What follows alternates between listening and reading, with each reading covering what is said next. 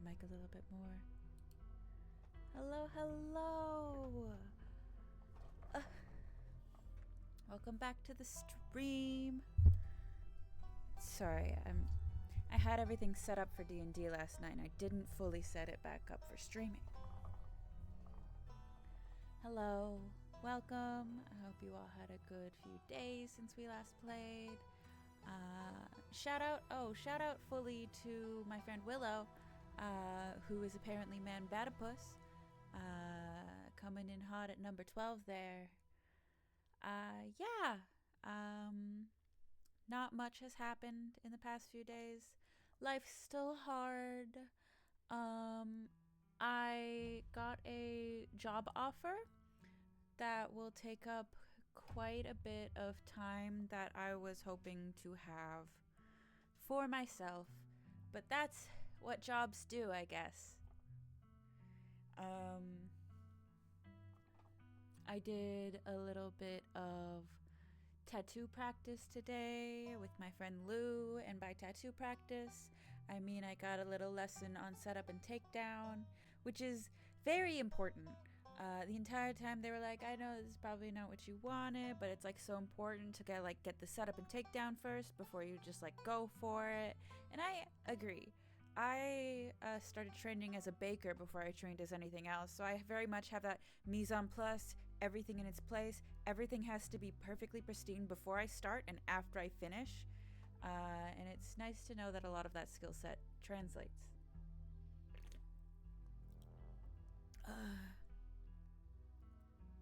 I like grapefruit, but I don't like soda, and I really hate seltzers because it's a bubblier soda, and they're all the same amount of bubbles, but it's like a bubblier soda. But we got these little grapefruit seltzers at the food support a little while ago, and I love grapefruit, so I figured I might as well get a couple and just live through there being an AK-47 in my throat, you know? Yeah. Oh, my D&D group, I put them through a fight with a proper map for the first time ever, and that was so exciting. And the fact that there was a map and stuff, I think really covered for the fact that I wasn't fully there emotions wise. And it was less, it didn't impact anything, thankfully. It was just afterwards when I was like, I feel like I could have like said that better. I feel like there were different things that could have been said to get the point across that would have pointed them in the right direction, and all of these things that most all DMs have after they're done a session, but it just felt there was more of those moments where I was like, instead of just saying what I could have done some flowery language there, and everyone could have been like, whoa, that could have been cool, but it's fine.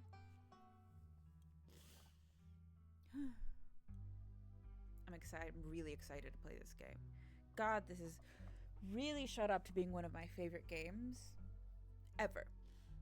It's like if Disco Elysium were made by people like me. And like Disco Elysium was made by people like me, but more like me, I guess is what I'm saying. Yeah, I'm really having a good time with this game. That being said, tomorrow's stream, which will be a little earlier than today's, will be mouthwashing.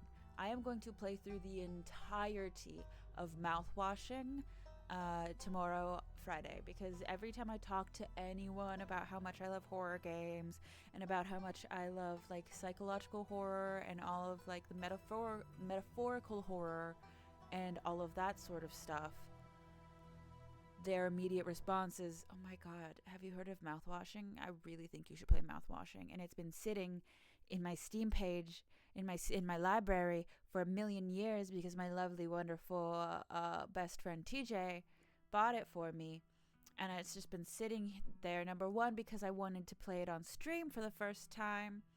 and be able to have that experience. And with the capacity of my previous tech, it was just not feasible. And now I'm just putting it off because I really like this game, but I know I'll really like that game too. So anyways, without further ado, are we ready to play? Oh, well, here's the thing, is 2 seconds ago when this was open, you knew what to look for. Capture specific window. Scarlet Hollow. Thank you. Alright. Once again, content warning. A bunch of fucky shit will happen. I don't really have any knowledge of what's going to be happening from here on out, so watch out. I fixed the chat box over there. It was a little bit off center, so now we'll be able to see all of them fully when they come in, and not just because it wasn't that it wasn't there, it's that it was lower than it should have been. So every time I looked over to the one comment that was happening, it wasn't in the place I was looking. Anyways, this is a horror game, and it is not intended for all audiences. Please visit our website, blacktabbygames.com, if you need a full list of content warnings. You won't be able to save everyone. You might not be able to save yourself. Welcome home. Also, Black Tabby Games, if you're ever watching, I'll voice act for you anytime. You don't even gotta pay me. You could send me a little plushie of the guy, the bird guy, either bird guy from Slay the Princess, ideally the Long Dark, but I'll take the other one. And that's it. That's all you'd need. That's all the compensation I'd need to get the privilege of working with you, Black Tabby Games. Oh, right. I hadn't clicked it yet. There we go.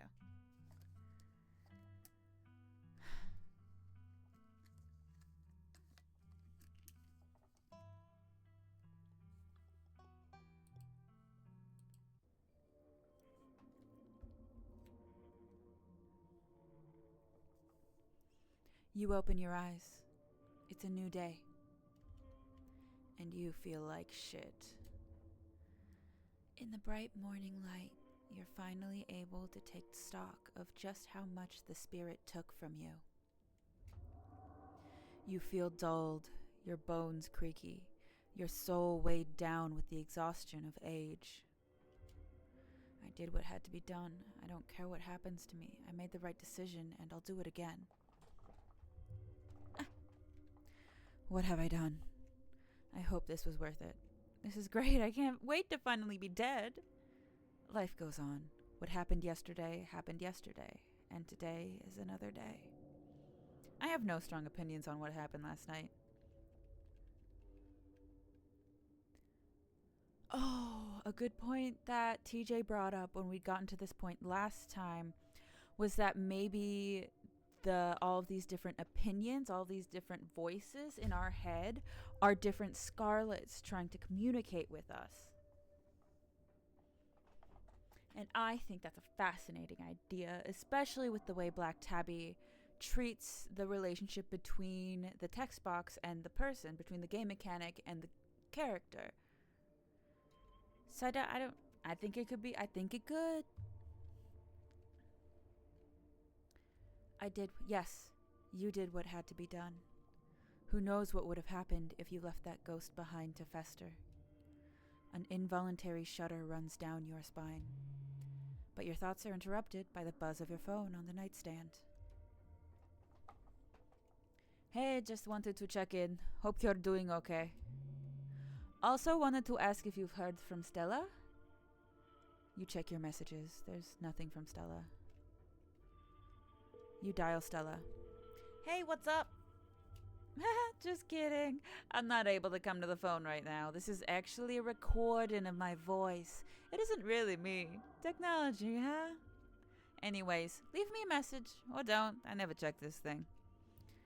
The mailbox is full and can't accept messages at this time. Okay. Hey, you good? I didn't mean to double click that, but that's fine.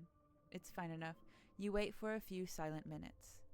Your message sits undelivered. Not just unread, undelivered. I haven't heard from her either. I'm sure she's fine. Oh God, what if she's in trouble? What if she's hurt or dead? Maybe she's just sleeping in. Never mind how Stella is. How are you doing?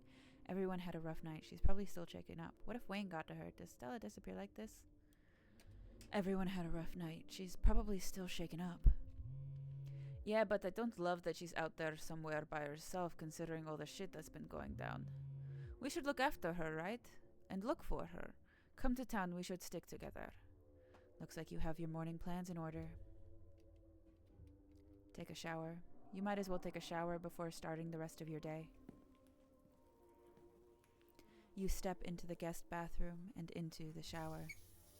The hot water soothes your aching joints. Despite the state of the bathroom, this shower is a good place. As it rinses your body clean, every minute feels like another thread holding this town together starts to unravel. Thoughts of doom consume me. Think about the door to the clinic. You're still drawn to it even now. You'll go back there today, you're sure of it. Well, yeah, we have to go watch a movie. We have to watch a movie with Reese. Think about the specter of an early death that now hangs over you. Think about the afterlife. It's undeniably real at this point, and what you've seen is terrifying. Think about Stella running off last night. Hopefully she's just sleeping in. Think about Rosalina's shattered leg and the image of a foot barely still attached to her body. Think about Duke, the image of him lying there slumped against a tree with half his head blown off. Scrub feverishly. Think about Sybil's warning. Think about Wayne and whether you're ever truly alone. You're done here. You turn off the faucet and dry yourself off. Check the closet. Oh! So, in TJ and I's personal playthrough, there was clearly like blood and stuff all over the doll and all over the box underneath it. You make your way to the closet. There's no denying it. The doll moved at some point since your most recent visit. But your long dead relative's creepy doll isn't the only thing that's different. Someone was in here. Something to mull over for the rest of the day. So does that mean it could have been someone else? It could have been Tabitha. Or it could have been Wayne, but he washed his hands. Thoughts? Thoughts to thunk. Visit the opossum. You open the drawers. The two opossums stare up at you. They have bread now. That's nice. Wave at them. They continue to stare up at you blankly in response. Okay, bye. You close the drawers. This is their home now, and there's nothing you can do to change that. Okie dokie. It's time to face your cousin. Hey, buddy. How you doing? Having a good Thursday? I think is what today is. Gonna quickly check the save file. Yeah, Thursday. Are you having a good Thursday morning? You find her in the kitchen, her shoulders hunched in a tight ball of anxiety. They're striking. Nope, she's not British. They're striking. This week of all weeks. As if I didn't have enough on my plate already. Street smart. There's an almost cool confidence in the way your cousin talks about the strike. They're in disarray. Does it even matter how the strike plays out? Any resolution would merely treat the symptoms of the disease rotting the heart of Scarlet Hollow. For things to stand any chance of getting better, there's something deeper you still have to fully uncover. Right. So what happened? I didn't think making a deal with a ghost would feel so physically bad. I thought I was making a metaphorical trade. Feels good, doesn't it? Getting rid of something our family left behind like that? I can't believe you're saying that. Have you looked in a mirror? So ghosts are real. I still can't get over that. I kid.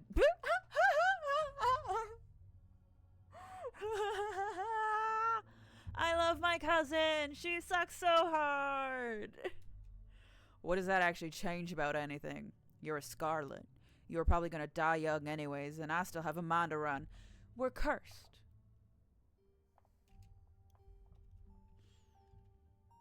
Have you heard anything from Stella?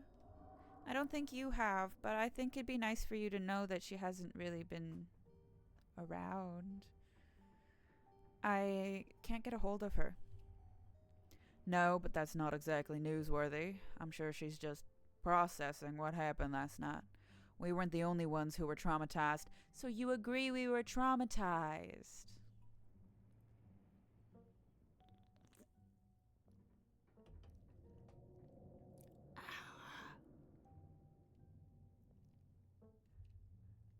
It's delicious. It does hurt, but it is delicious.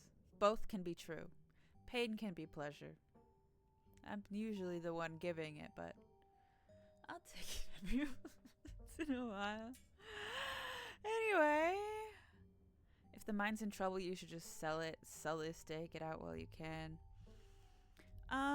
The strike is just a symptom of the rot in this place, Tabitha. If we don't treat the underlying disease, it won't even matter who wins. You want me to infiltrate the strike? You seem confident about the strike. What have you got planned? They were predicting the strike, not the mine collapse. Not the ghost. The strike. Usually I'm pro-union, but do you know what the strikers even want? You probably should have seen this coming. You risked your life to pull those kids out of the mine the other day. They should get off your back. Just give them what they want. It's the right thing to do. Okay, I'm gonna... You seem confident about the strike. What have you got planned? If I'm being honest, I'd rather you didn't know. Smart. I can handle it on my own. There's no need for you to get your hands dirty by involving yourself. You don't have to know the things I do to keep this town running. Okay. I'll say the mystic bullshit. You saw the ghosts, yeah. The strike is just an underlying symptom of the rot of this place, Tabitha. If we don't treat the underlying disease, it won't even matter who wins. Don't worry yourself about this little rabble. They won't last long, trust me. Do you know what the strikers want? I haven't seen a list of demands. I'm sure it's just the usual. I promise you that if any one of them were in my shoes for a month, they'd be singing a different tune. Okay. You should probably get going, right? Yeah. I've dawdled long enough. Stay safe. No more hijinks. But let me know if you get in trouble, okay? Okie dokie. Tabitha slips past you, her heavy boots thudding down the hall as she marches away to face her employees. Time to figure out the rest of your day. Fuel up with a quick pubg. If Stella's MIA, who knows when you'll get a chance to eat, and who knows just how much your new affliction will affect your appetite. You make yourself a PB&J in anticipation of the long day ahead of you. And that's that. I wonder if you just continually refuse to eat, you'll just die of starvation.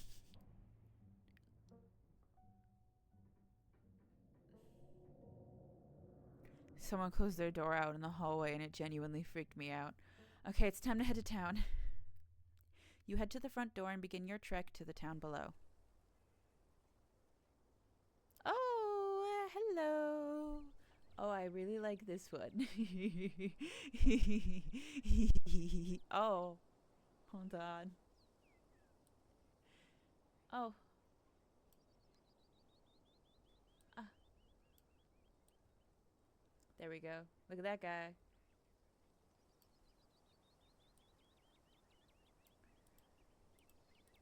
So gotta rearrange everything now. There we go. All right. The birds sound different today, muffled, like your ears are full of cotton. The dull sun shines down on the surrounding wilderness, seeming to wash the color from the world. The world already didn't have much color to begin with, but you're adjusting. Already your body is starting to accept the change that has come over it, to accept that this is just how things will be from here on out. You can't help but feel countless eyes watching you from the tree line, a feeling that reminds you of your time in the woods with Stella. Ditchlings shouldn't be out in the middle of the day, though. They're getting bolder. Yeah, it's nearly the end of the week.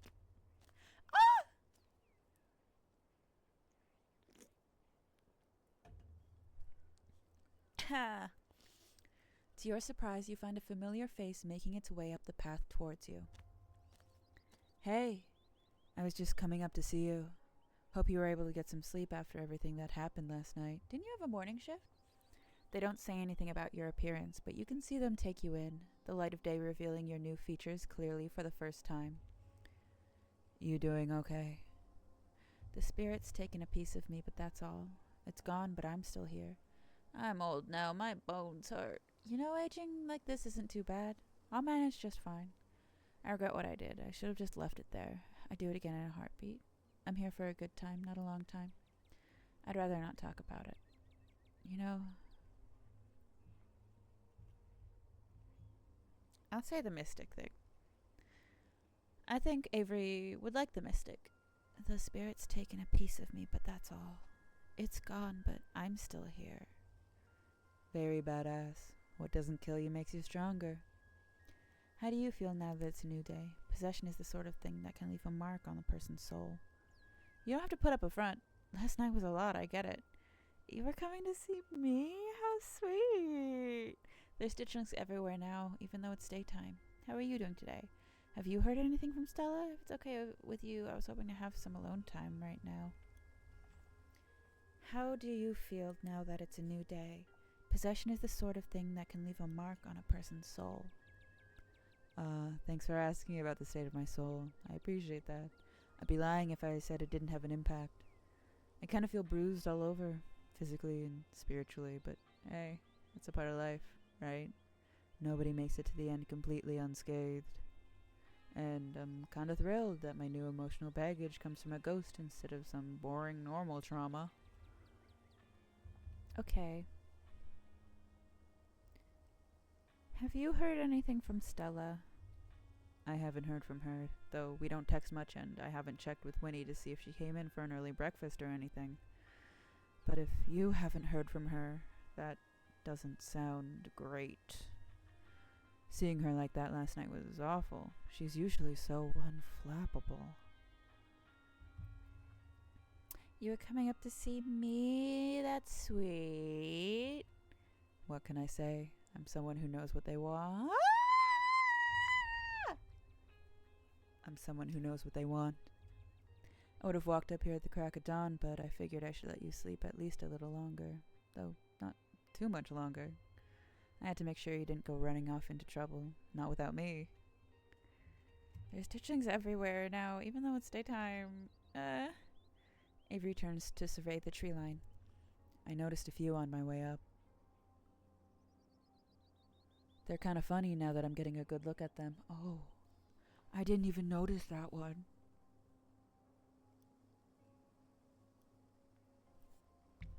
With their scrunched up little Shar-Pei faces.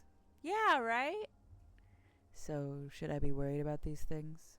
I know they're a bad omen or something, but are they, like, dangerous? They're not going to eat me if I take a wrong turn, right? You need only fear what they foretell. No, but you might get some eggs laid in your skin. They're pretty small. We might be safe. I don't know, they might. Not if you eat them first. I'd rather not find out. Does anyone in town have a flamethrower? You need only fear what they foretell. Okay, cool. And ominous.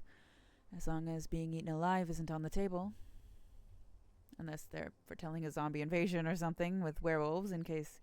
I guess I'm still stuck with being eaten alive.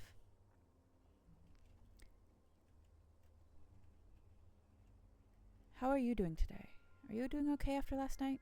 I'm great. With something like possession, I kind of feel like there are more upsides than downsides.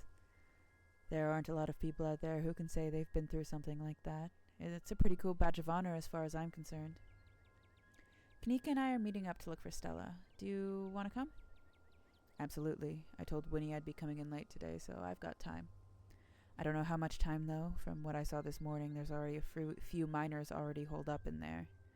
They must be using it as a home base for the strike. Oh, by the way, there's a strike going on. I'm sure you already know that, though. Have to imagine Tabitha would have told you this morning. Let's head to town. Yeah, good idea. You and Avery start down the path back to town. Oh, she's so cute. It isn't long until you once again find yourself on the main street of Scarlet Hollow. Bustly, you made it, and you picked up an Avery along the way. Hope you're both doing okay, like, emotionally. God, I want every single one of her fucking outfits. Yeah, I'm not too bad. Better after seeing Bustly. Ah! That's good. I feel like I got crushed by a steamroller or something. Joints all out of whack. Totally exhausted and super foggy. Mom has been insisting I caught a cold, and I wasn't buying it, but as of this morning, I come around. It's definitely something beyond exhaustion, even considering the ridiculously stressful week we've all had. But I'm not going to let that stop me from looking for Stella. Do you still think there could be a rational explanation for all this? Is someone manning the general store? I'm supposed to see your mom at some point today. Maybe she'll finally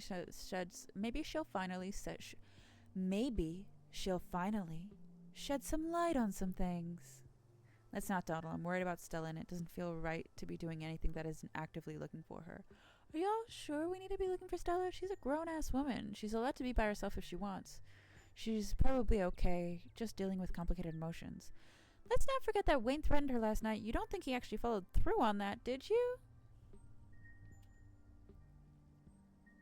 I don't...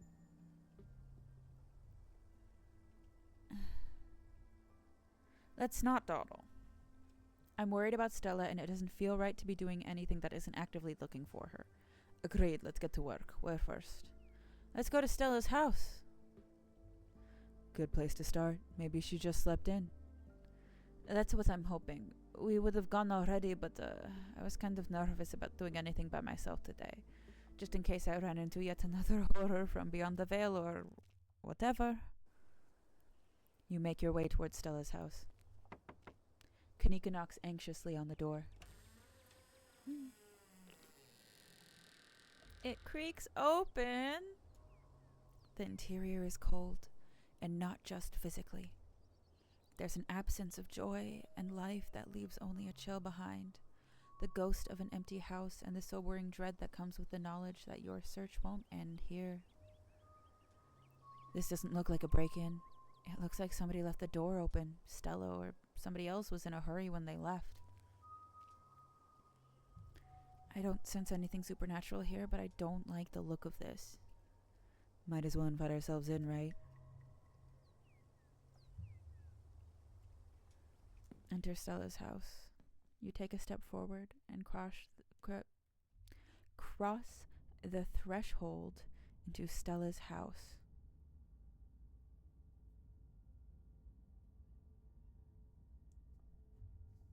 So someone who I asked for a trinket dish like a month ago finally messaged back. I still want it, but girly pop, what have you been doing for a month? Whatever happened to Stella, it doesn't look like it happened here. Doesn't look like there was a struggle or anything, unless it happened in another room, or maybe someone or something caught her off guard. You didn't have to add the last part. I'm going to forget you said that, and just be thankful that this doesn't look like a crime scene. Investigate Stella's room. Mothman! You make your way down the hall to what you assume to be Stella's room. She's not here. Though it's a little untidy, it's the usual sort of untidiness that accumulates when someone doesn't often have guests in their bedroom. There aren't any signs of violence. I love seeing someone's room before they've had a chance to clean it up for company. This sure looks like a room. It's a mess. Do you think there were any struggles here? I don't think there's any clues here. Check her computer? You go to check Stella's computer. I'm not sure what should be snooping on her computer. Isn't that an invasion of privacy? We already broke into her house, right? For all we know, there could be some sort of clue on there, like a note detailing exactly where she is. We didn't break into her house. The door was left wide open. Well, maybe the computer was left open too. Exactly. If there isn't a password, maybe we're supposed to take a peek. Maybe we'll find the first note in an elaborate scavenger hunt she set up overnight. Sure, snoop away, but I'm not going to take any part in this. I'll just be over here, standing in the corner of the room, not looking over your shoulder. Let me know if you find anything. Stella's desktop is horrifically cluttered. There are simply too many files and folders to fit on her monitor, and they overlap each other in a chaotic, multi-layered display. Girl, look at all those fucking tabs you have open. Whoa, how do we find anything on here? You don't. Come on, let's go. Look for something interesting. You scan through folders and file names on Stella's desktop, looking for something, anything that might seem like it might be interesting. One folder catches your eye. Boring tax stuff.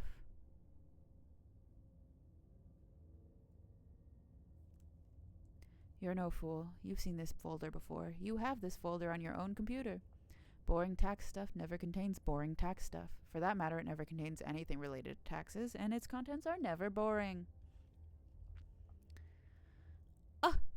Oh! You open the folder. You're surprised it contains a carefully mapped out diagram of the Scarlet Hollow mines, including holes in fences and areas with low visibility. There's also a handful of old photos of Stella and Tabitha together as teenagers. Tabitha wears an uncharacteristic grin, an authentically joyful smile, and Stella's eyes are somehow brighter, less tired. Both of them seem to be living in a happier time.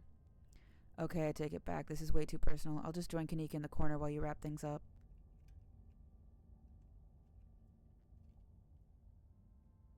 This is a waste of time. Let's get out of here. Good.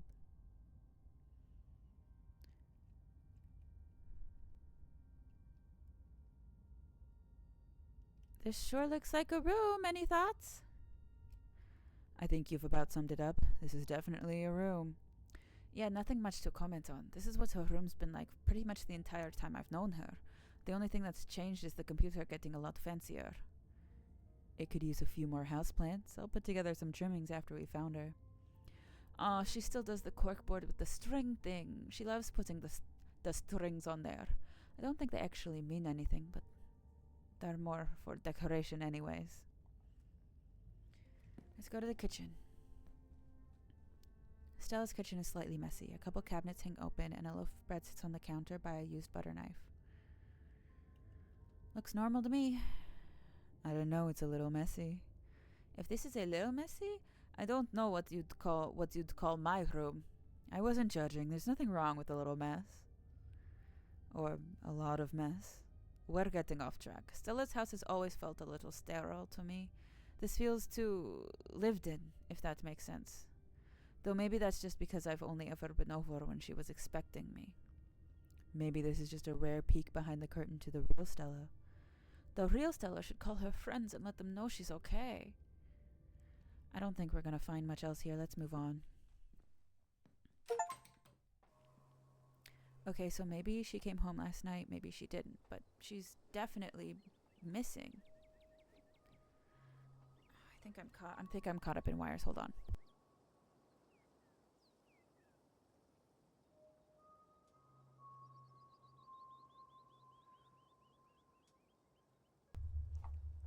Okay. We're fine and we're back. I thought I was overreacting this morning. I hoped she would just be sleeping in. I can't believe she's actually missing. We'll find her. Where to next? Not the cops. They're useless. Oscar, diner, mines, church.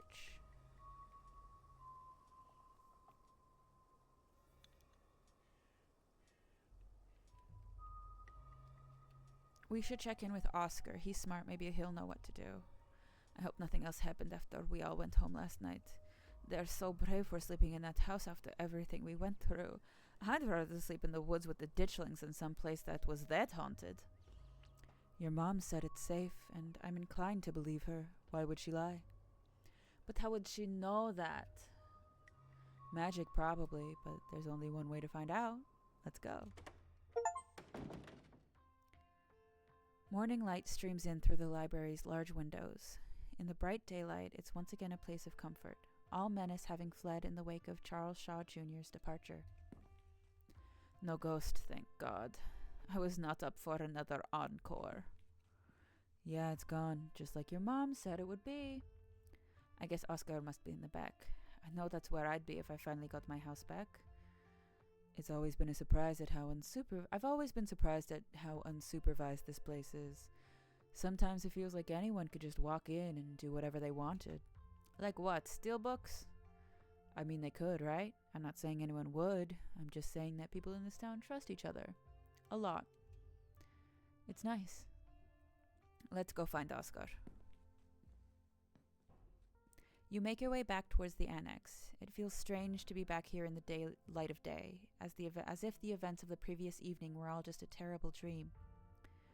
More accurately, it feels as if the events of the previous night were mostly just a dream. That hideous stone carving is still buried in the basement, and though it's subtle and subdued, you can still feel the faintest hum reaching out from it. This hallway really takes me back. Feels like it was only yesterday that we were last here, blissfully unaware that our entire lives were about to change forever. It was only yesterday. I know. Kanika knocks on the door. Oh, good morning. It's so good to see all of you, Busley. He takes in the sight of you standing in the bright corridor. You could hear his guilt in the way he said your name, and you can see it in his eyes now. I hope you're doing well this morning. Please, come on in. You're doing really great, you're doing really great, Rosalina. Not a lot of kids your age can take shots that well. You're being so brave. You don't have to talk to me like I'm 5. But you are brave. You really are, Rosalina. You're like so badass. Alexis is right. This is more than most people could have dealt with in their whole lives, and here you are taking it like a champ. Dr. Kelly's kind demeanor vanishes as she turns and glares at you. Oh, I see we have visitors. But her glare vanishes as she takes in your new visage. Her features soften into a look of shock and concern. Mr. Gutierrez told me what happened last night, and I must admit I found it hard to believe, but your face. It definitely looks like you had years stolen from you, whatever that means. It's concerning. I'd like to give you a physical. Did you just say you were interested in my body? Should we go someplace private? Anything you say, doctor. Shall we go somewhere private? Okay. Yes, please, thank God. I need someone to fix me. No offense, doc, but I don't think science is capable of fixing ghost magic. I don't have insurance. I don't think you're in network. So you can poison me? No, thank you. No, this is my punishment for Mima's sins. I do not deserve medical attention. No, I'm good. I feel fine. I don't trust doctors. I think it'd be so fun to flirt with her. And I think we should do it a little subtly.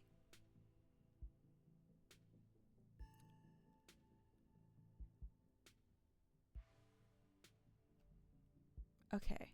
Sorry, I continue. I sent a bunch of Ren Fair emails out, and I keep getting... It's exciting, and it's overwhelming. I'm getting responses back, and it's nice. It's definitely, I do really want to flirt with her. I am going to save in case it doesn't go over well, because also I think it'd be nice to go somewhere private with her just to talk and be like, hey, so what do you think about spiritual stuff? Anything you say, doctor? Shall we go somewhere private? Please try to be normal when you speak to me. No, I'm not giving you an exam in the middle of someone else's home. Come to the clinic sometime today and I'll do it there. Her examination finished, Dr. Kelly returns to Rosalina's side. What does Avery feel about that? Because I have just been lightly flirting with everyone. How's Rosalina, Doc? How are you doing, Rosalina? Tired. My leg hurts. A lot. But the medicine's helping. It's not so bad now. Plus, I got to lie down in an actual bed last night, and you have no idea how good that felt. Thanks, Busley. I can't believe you got any sleep last night after all that ghost stuff. I just sat on the couch with all the lights on. I don't think I slept at all. I really needed some rest after, the hospital and my foot. Your body is desperately trying to get you to rest. All that activity yesterday was pretty brutal on your injury. It's never going to stop hurting if you keep pushing yourself. So what are you not going to do today? Anything? That's right. You're staying right here. No walking around, no investigating haunted houses. Sorry, Dr. Kelly. I should have been better at stopping her. I take full responsibility. As her father, I should have no need for anyone to step in to take blame for anything. It's the hospital's fault for sending her home at all. It's gross negligence if you ask me. But give it time, honey. Then you can do all the activities you want. All right, Rosalina? I'm guessing Charlie didn't come back. Why does everyone seem so chill? Shouldn't you all be traumatized? Girl, traumatizing stuff happens every day. You need to chill. How's Reese? Have any of you seen Stella since last night? Warned Dr. Kelly about the stone carving and what you felt in the clinic. Are you going to start poisoning her now too? Has anyone seen Stella? Not since dinner. She hasn't gotten in touch with any of you? I'm starting to freak out a little. I really care about her and she's just gone. So I'm guessing that's a no. Nope, we have no clue where she's gone. That's not good. I haven't seen her since she ran off last night. I feel terrible. I should have done a better job warning her. Stella was practically banging down your door trying to get evidence of ghosts. I don't think you were going to be able to stop her. There was no way you could have known how she would react when she found out. I don't even think she knew how she'd react. And besides, you didn't know how bad it was going to get. You can't blame yourself for everything, man. I know you probably feel like it's your responsibility to make sure everyone around you is okay, but sometimes that's just not going to be possible. You're only one guy. That's what Rosalina's always saying. I suppose I do apologize more than I should. You really do. I don't want to say any of that. So, you've got your meds, you've got your nest of pillows, a helpful friend by your side, a cat to keep you company. Seems like you're all set. Make sure you do a whole lot of nothing today. I will. Bye, Dr. Kelly. Yes, thanks again for coming down to see us, Joan. Not a problem. I'd much rather she stay put than have to get in and out of cars. I'll call later today to see how things are going. Hope the rest of the week is less eventful for both of you. Goodbye, Rosalina. Make sure you stay put and keep Pixel company, okay? Dr. Kelly turns towards you again, her usual glare absent. And I hope you'll take me up on my offer, Busley. I'm concerned about you. And then she pushes past you to leave Oscar's house. We'll let you kids have some space, Lexus. Why don't you figure out a restful activity for you and Rosalina? Will do, Mr. Gutierrez. I brought some video games and puzzles from my house, and some movies, too. Whatever you want to do, Rosalina. Cool.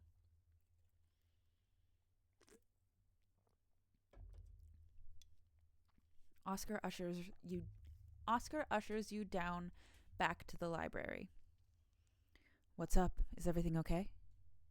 Yes, everything's fine, or at least much better than yesterday. I can't thank you enough, Busley. I'd like to be as helpful as I can from here on out. Now that our little situation's dealt with, I'll finally have time to dig into the town archives. Our house was haunted because someone was murdered there. The mine collapse the other night was the site of a mass grave. With enough research, maybe we'll be able to get a step ahead of the next crisis. Maybe we can actually preempt it. That is, assuming there's going to be a next crisis, but something tells me we aren't in the clear yet. We should compare notes. Not that I have any to start with, but if you know anything that might narrow down my research, it could save me a lot of time. I don't think we actually know more than you do, but I've got some hunches. I can't help but feel there must have been some inciting event, since everything started getting weird seemingly overnight. What that inciting event was, or where to start looking for it, I have no idea, but it's something to keep in mind. Avery stares at you. I mean, it's obvious, right? Things only started happening since Busley got here. Kanika shoots Avery a glare. Yeah, listen, I know it's my fault. I understand. It's also the one thing Tabitha keeps saying is nothing weird has been happening around here until you fucking got here, you stupid fucking city slicker. Hold on. I got my sticker off the thing finally, and now I need to put it on something. I'll be right back.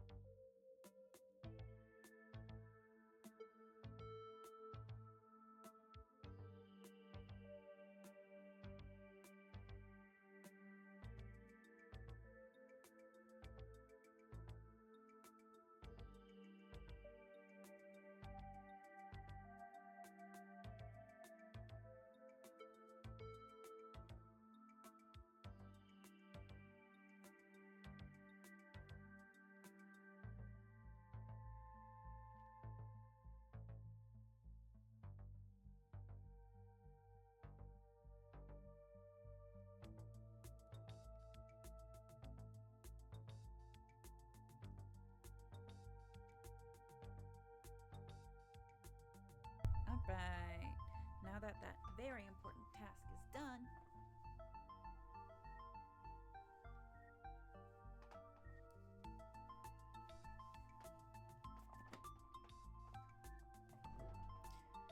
back in it. No, we are not throwing Bustly under the bus. What? There's nothing wrong with being a magical catalyst. Yeah, I don't really see it as something bad. I see it sort of as the curse understanding that the one guy who could fix it is here and decided to pop off and be like, here's all of the problems. What can you do for it? You know? Sure, there's probably nothing wrong with someone being a magical catalyst, but there's definitely something wrong with saying someone's a magical catalyst. If people get the wrong idea, we're only a couple steps away from the whole town deciding to show them. Nobody's going to drag Bustly into a witch hunt on my watch. I like to think we've outgrown the days of running people out of town on rails. I'd rather play it safe. Don't worry, it's not like I'm going to run around town telling everyone that Bustly magicked a bunch of terrible disasters into existence.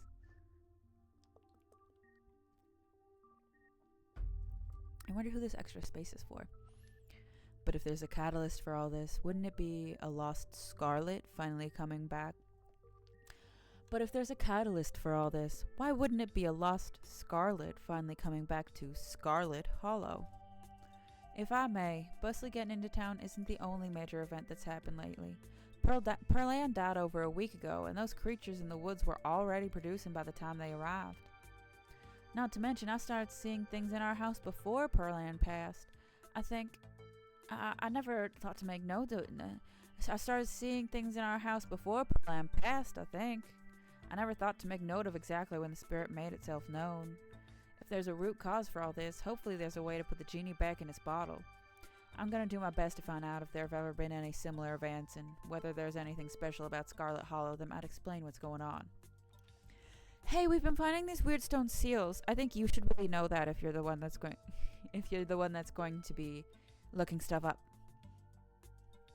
There was one in the mines and another in your basement. There's definitely one in the clinic. Those are those carvings you mentioned last night, right? To think there was something like that under my house this whole time. And to think someone must have put it there. But who? This gives me quite a few threads to follow. Thank you, Bustly. At this point, I wouldn't be surprised if you were right yesterday, Bustly. What if there really is another one of those carvings in the clinic? Does that mean the clinic's going to be overrun with ghosts soon? Should we warn Dr. Kelly? She may have believed us about last night, but I don't know how receptive she'd be if we told her there might be ghosts in her house. Even if she believes us, she's stubborn. It might be a good idea to take Dr. Kelly up on her offer to give you a physical, Bustly. It could give you a chance to look around for anything out of the ordinary. And it's probably a good idea for your health, too.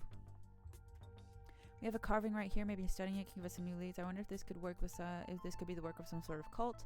Make sure Pixel stays inside or he might get grabbed by ditchlings. Whatever we do next, I feel like we're missing a vital team member. We need to find Stella and fast. We're burning daylight. Let's head out. Looks like you've got something to look for. Make sure, hey, yeah. Make sure Pixel stays inside or he might get grabbed by ditchlings. The ditchlings are those things from the woods, right? With those faces? Yeah, the anguished doughboys. I kind of like them. It's like a hidden object game out there today with the weird little faces peering out of the bush. Like them? Are we talking about the same creatures that have been laying eggs in local wildlife? I don't want to get friendly with them or anything. I just think they're kind of interesting. To each their own. Will do. I can't imagine how devastated Rosalina would be if something were to happen to him. Especially after everything she's been through. I wonder if this could be the work of some sort of cult. Know any local cults that could be responsible? Maybe it has something to do with the church and the pastor? Know any local cults that could be responsible? Let's not get all satanic panic just yet. I know it's not looking unlikely at this point, but having lived in this town all my life, I feel like I'd know if there was some sort of cult that ran the place. Baby girl, a dog runs the place. What else do you think would be running the place if not a cult? It just seems like the kind of thing that wouldn't be easy to keep a secret in a place as small as Scarlet Hollow. I'd love to be part of some weird religious cult, just see what kind of stuff they get up to. But alas, either I've never been invited or there are none to be found in the holler. I don't even know of any in public record, even in the 70s when cults were a dime a dozen and hippies were flocking to the hills. Okay, whatever we're doing next, it feels like we're missing a vital member of our team. We need to find Stella, and fast. I agree. We need her brazen energy if we're going to do any serious sleuthing.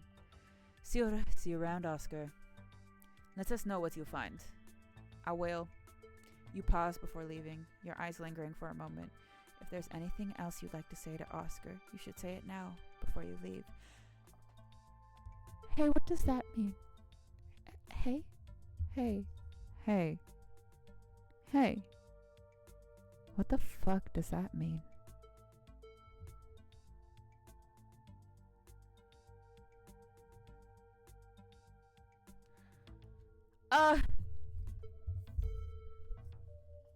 Oh.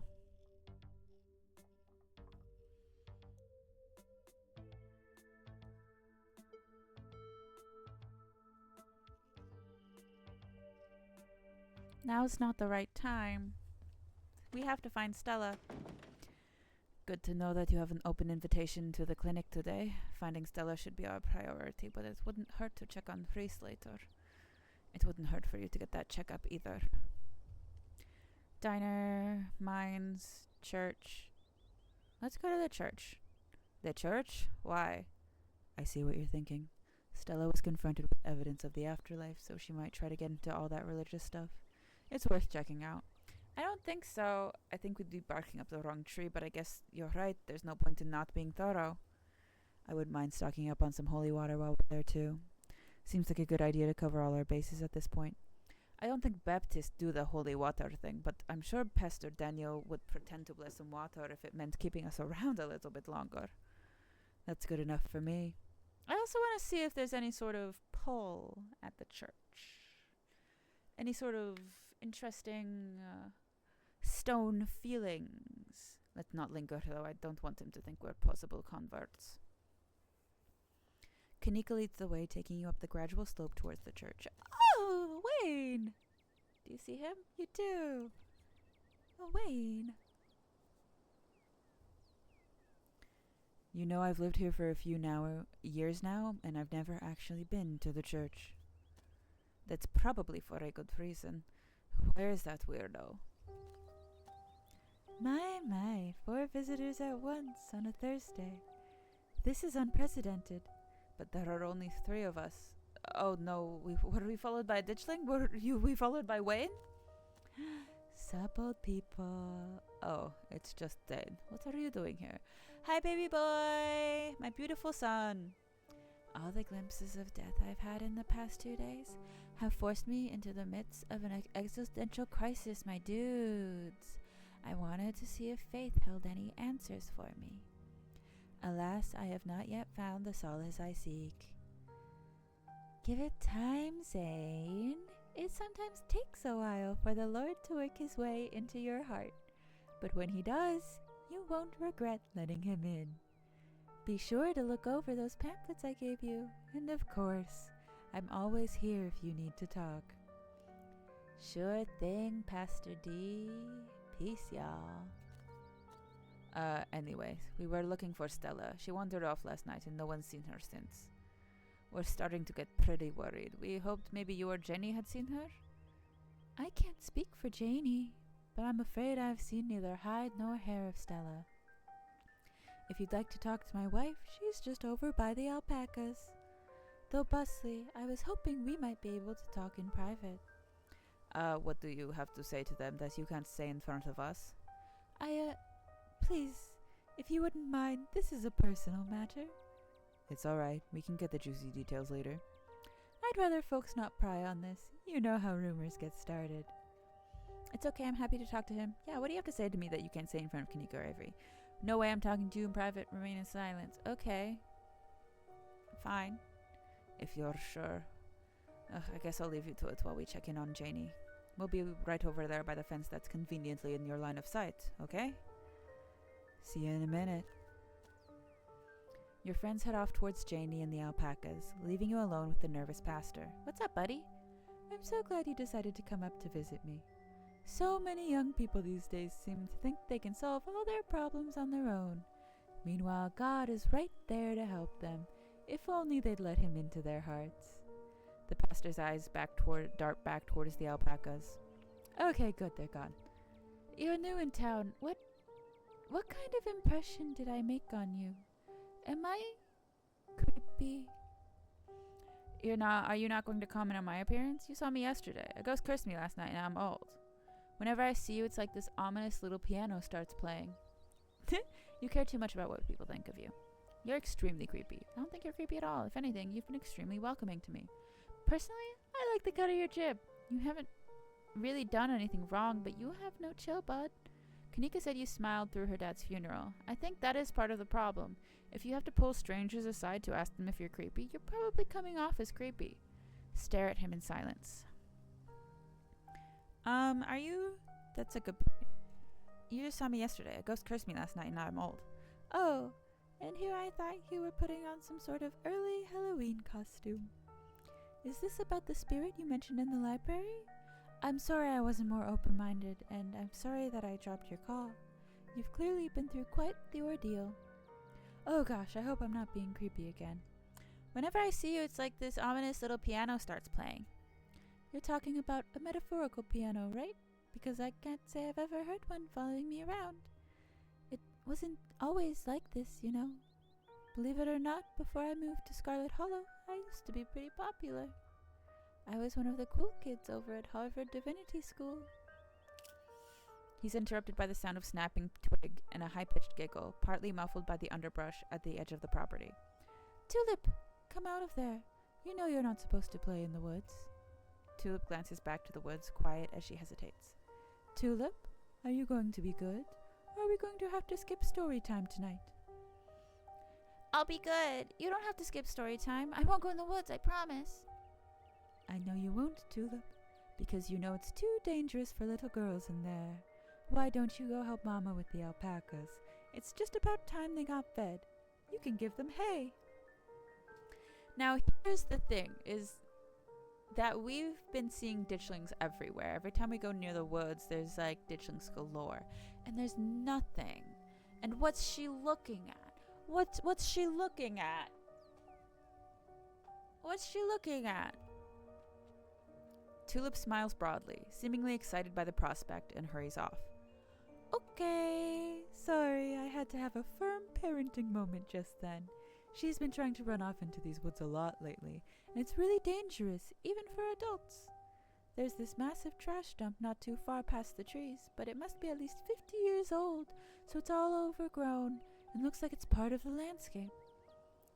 Perhaps somewhere that could hold a stone? But if you accidentally walk on it, you might find yourself falling into a hip-deep mound of rusty cans and broken glass. Tulip made some imaginary friends and keeps telling us they want her to go out there. Like the word of some fictional creature she made up is going to convince us it's a good idea for her to play in someone's old garbage. But she's 7. Of course she would get some funny little idea like that. I'd love to get the community to rally around a big cleanup. It's about time somebody got rid of all that junk. Oh, Tetanus Lake. Oh, yeah, Tetanus Lake. Stella told me about it. How big a trash dump we talking? Would a weekend of hard work clear it out? What's that you were saying about imaginary friends? Stella and her friends used to play out there all the time, and none of them got sick or died. Aw, let the kids have some fun. That trash heap sounds awesome.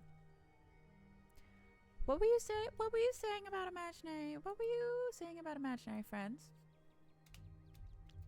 Oh, she's just been talking to these friends of hers lately. Little stories about creatures that live in the church. I'm sure she saw some animal in there and decided it was her friend.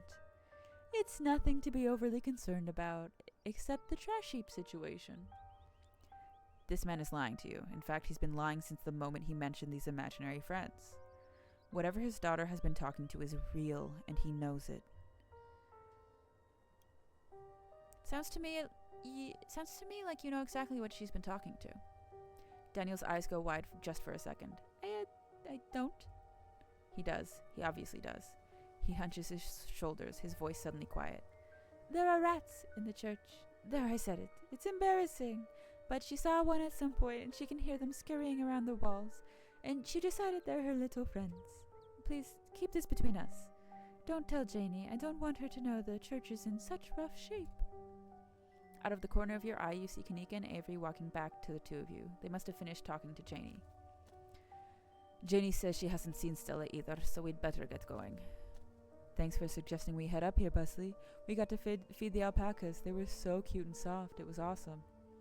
And Janie says she'll come by the diner with cookies for the miners, and a few extra for me, of course. Hope your talk with the pastor went well. Yes, we had a great conversation. I appreciate you all stopping by, even if it wasn't under the best circumstances. I'll let you all be on your way. And I hope Stella turns up soon. I'll put in some good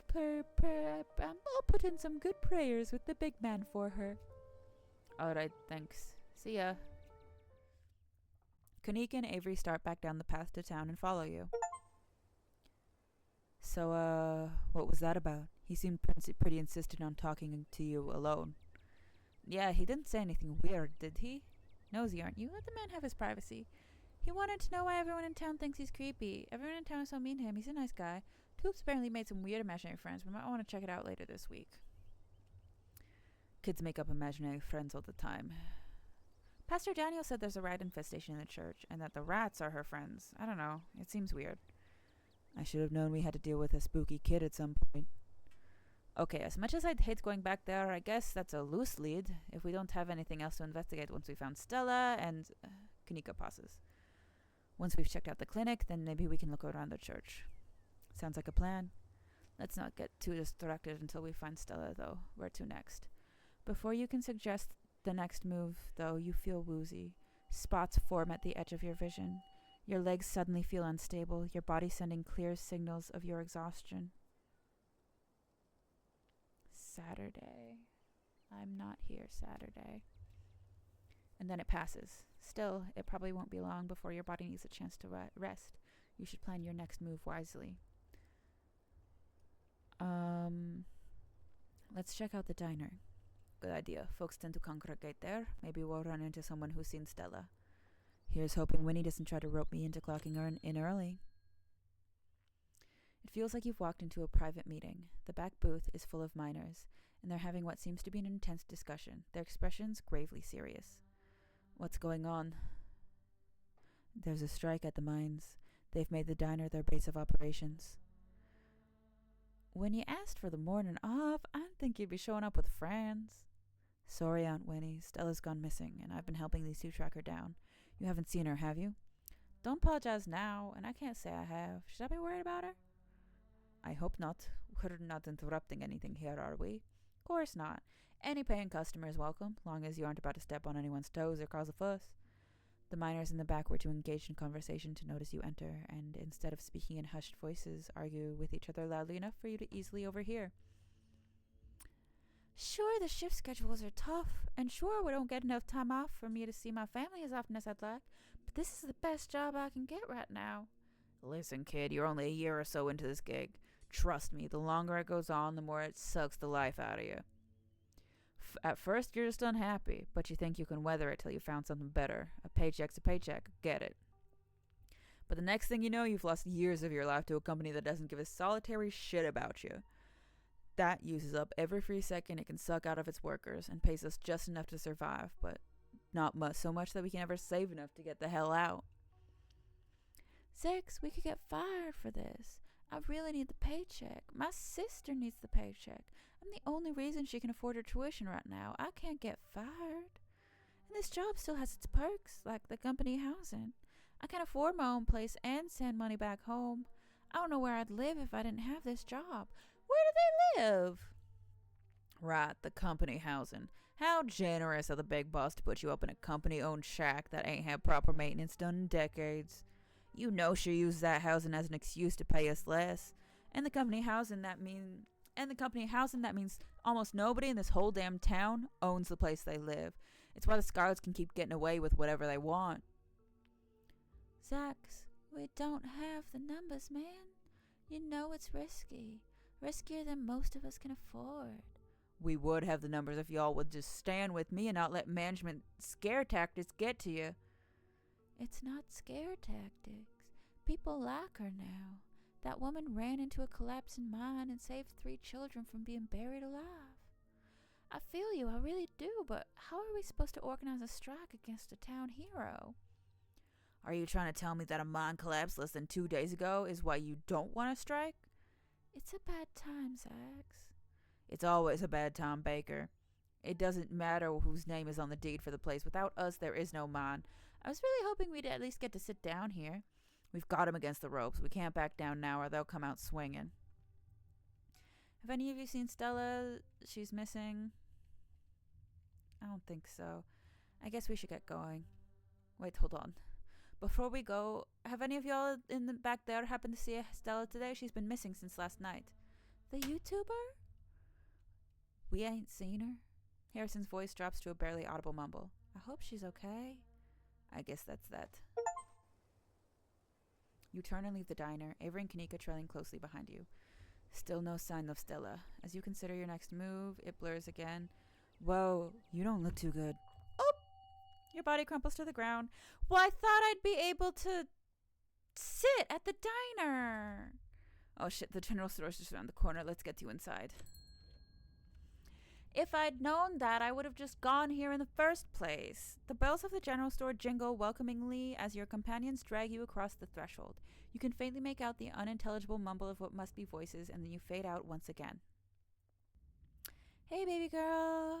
You come to in a chair in the tea room. Sybil sits across from you. A gentle smile of relief washes over her face as you regain consciousness.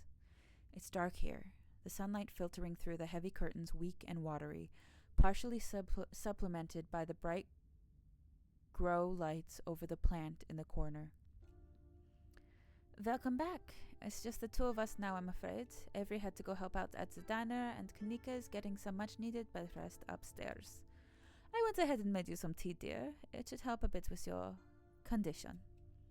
Your eyes drift down to the cup of freshly brewed tea in front of you. It smells light and citrusy with an undertone of decaying earth. It's the same tea you sampled with Avery at the diner on Tuesday. Don't expect it to change your gray hairs back, but at the very least, it should make it easier for your mind and spirit to adjust to some of the physical changes you've gone through. Hopefully you'll be a little less exhausted and a little less prone to passing out. And when you're finished, we can use the tea leaves for reading. On the house, of course. Until then, why don't we just chat? So how'd you wind up in Scarlet Hollow? The unsavory tale of my mom's youth. Quit yanking me around. You have something to say? Just say it. What's with all the mystery and ritual? If you have something to say, just say it. The other day you promised to tell me, what was it? Unsavory tales of my mom's youth? I most certainly did, so I might have been exaggerating a bit for dramatic effect. I'm prone to do that. In a town this size, you get to know everybody, no matter the age difference might be. Vivian was a little younger than me, which meant I always had a certain older sister instinct with her. Her family wasn't good to her. Pearl Anne was a lot like your great-grandmother, Edwardine, which is to say, she was not a very kind woman. Similar to Tabitha, but with much more social grace and considerably more hatred for her fellow man. But your mother wasn't a shrinking violet either. She was just as stubborn as any other scarlet, so her family choosing her as their punching bag made her into quite the rebel. Why were Pearline and my mom raised by Edwardine? What happened to their mother? What do you know about my grandma? I feel like I know a lot about the women in my family, but what about the men? Did they even exist? What happened when my mom found out she was pregnant? Why were Pearline and my mom raised by Edwardine? What happened to their mother? Their entry into this world was violent, I'm afraid. Their mother was young, too young to be pregnant, especially with twins. She didn't survive the labor. What do you know about my grandma? I'm afraid there isn't much I can tell you. I think there were two in that generation. The eldest died when the girls were still children. Edwardine never spoke about them, nor did your mother. I feel like I know a lot about the women in my family, but what about the men? Did they even exist? What happened when my mom found out she was pregnant? She came to me for advice. She was distraught. It was like she'd been handed a death sentence. Maybe it was fear from what happened to her own mother, but maybe it was something else. Maybe she seemed convinced she was in danger. But she did seem convinced she was in danger. Tabitha had already been born by then, of course, but she was born in wedlock, so I assumed your mother's worries had something to do with religion. Though the Scarlets weren't particularly religious, as far as I knew. But the way Vivian was that night, she came to me. It stuck in my mind. It always had me wondering what it was about your family that made her panic so much at the thought of having a baby. Hey, do men exist? I suppose they just haven't been very noteworthy since Edwardine took over the mines. Her husband died a long time ago, to be quite honest. I can't even recall his name. Might have been Stuart or something just as forgettable.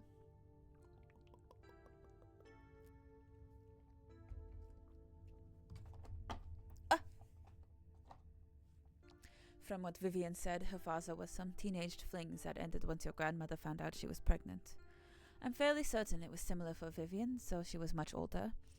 And I believe she was the one who ended it, what with skipping town and all.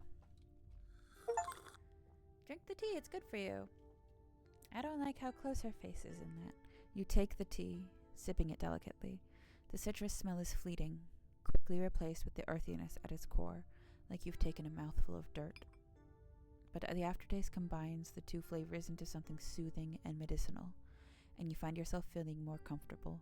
Your muscles relax for the first time in days. It's soothing from beyond what you would expect out of ordinary tea. There must be something magical at work in this blend. You have something to tell me, just come out and say it. What's with all the mystery and ritual? If you have something to tell me, just come out and say it. I'll need your tea leaves first. I have pieces of the puzzle, but the tea leaves should help to give me the full picture. So how'd you end up in Scarlet Hollow? Oh, my family's been in these hills for a long time. That's how I know so much of the local flora. Everything I've learned was handed down from generations of hill folk. There hasn't always been a reliable doctor up here, especially not one most folks could afford. They have to figure out their own medicine. You close your eyes and take another sip, and then another. It's delightful. The tea is gone before you know it, the small cup empty save for what's left of rehydrated leaves coating the bottom. Sybil wasn't lying when she said it would help your condition. You still feel aged and worn, but you're a little less tired and a little mentally sharper than you were a few minutes ago. Oh, good. Glad you found the tea palatable enough to drink. It should do you some good. It's one of my more medicinal blends. Now, on to business. Sybil takes the cup from you, staring thoughtfully down at the sludge. Oh dear, this doesn't bode well. You've got just about every warning that can fit into the bottom of a cup. Cross, kettle, hourglass. All of these mean death, misery, difficulty. And the hourglass ties it all together with a definite urgency. It's fair to assume that this all has to do with whatever brought the ditchlings. Something is coming, And whether any of us can stop it, I'm not sure. But we may at the very least be able to figure out what it is. And there's a central figure here. A cat. An enemy lurking in plain sight. I'd like to see. I'm sure it wouldn't make much sense to most people. It'll probably just look like a confusing mess of old leaves, but you're free to take a look. You take the cup, staring down into it. It's just leaves. There's no pattern here, nothing swimming together in the dredges of your tea to give you any warnings or premonitions. After a long moment, Sybil takes the cup back from you. I hope that settles your curiosity. Don't worry if you couldn't make sense of it. It takes years to learn this sort of thing. Whoops. She winks conspiratorially. The cat's gotta be Pixel or Frou-Frou. That's the two cats I know. The cat could be Tabitha, Wayne, Stella, Kanika, Oscar, Reese, Avery, Dr. Kelly, Pastor Daniel. How do I know you're not the cat? That's ridiculous. Sybil's helping you, and if she was the cat, why would she be warning you about herself? Pick someone else. That isn't you, though, is it? Ignore it and speak your mind. I wonder if we'd have been able to even say that if we didn't have the mystic. How do I know you're not the cat? I suppose you don't, so I think the cat wouldn't exactly warn you about itself. Still, you can't rule out anyone, even the old woman with a tea obsession. You don't have to figure out an answer right away. It often takes time for the mind to connect the dots. Yeah, I also said that because I didn't think she would take it seriously, and I don't really want to be like, oh, it must be this guy, because I don't know. Just be on guard and keep vigilant that someone close to you isn't to be trusted. We know from the ditchlings that something terrible is coming your way, and it's likely that it's connected to some hidden enemy. Perhaps we can try to counteract whatever might be planned for you. Judging by what you told me last night, those stones, carvings, seals, whatever you want to call them, I think it's likely they have something to do with this. Until the cat reveals itself, it seems like your best course of action is to seek these carvings out, piece together what you can from your visions, and arm yourself with information. Have you sensed any others in town? Do you think you might be able to find another? Your thoughts drift to that door yesterday, the one that seemed to draw you in, urging you deeper into the clinic. Even just remembering it is enough to tug at you, compelling you to return and open it to see what's on the other side. You can find Stella later. Maybe you can even find her there. What's important now is finally seeing what's hidden in the clinic. You can get all of these from the tea leaves. I think I felt another in the clinic, but bad stuff always happens around them. I shouldn't seek out more of them. Those stones need to be left undisturbed. I think I felt another in the clinic. That's good. If you can find your way inside and uncover another stone, that could give you a leg up on your adversary. You'll just have to be careful to avoid the doctor. Something tells me she won't take too kindly to you sniffing around her clinic. If I can recall correctly, there's a hill that'll take you nearly all the way to the second story, and she never locks any of the doors up there. Just in case that's helpful information. I think that's all the help I can offer. I hope this conversation has been illuminating, even if it just brought up more questions than giving any clear answers. You helped last night. Why don't you come with me? That's it. That wasn't helpful at all. All you did was look at some leaves and tell me to go put myself in danger. Thanks. I'll let you know if I find anything. Glad to hear it. I hope it all goes well, and I wish you luck. Hopefully, you won't need it. Thank you again for humoring an old lady and stopping by for a chat. With a small grunt of effort, Sybil gets up from the table and you're escorted back to the door.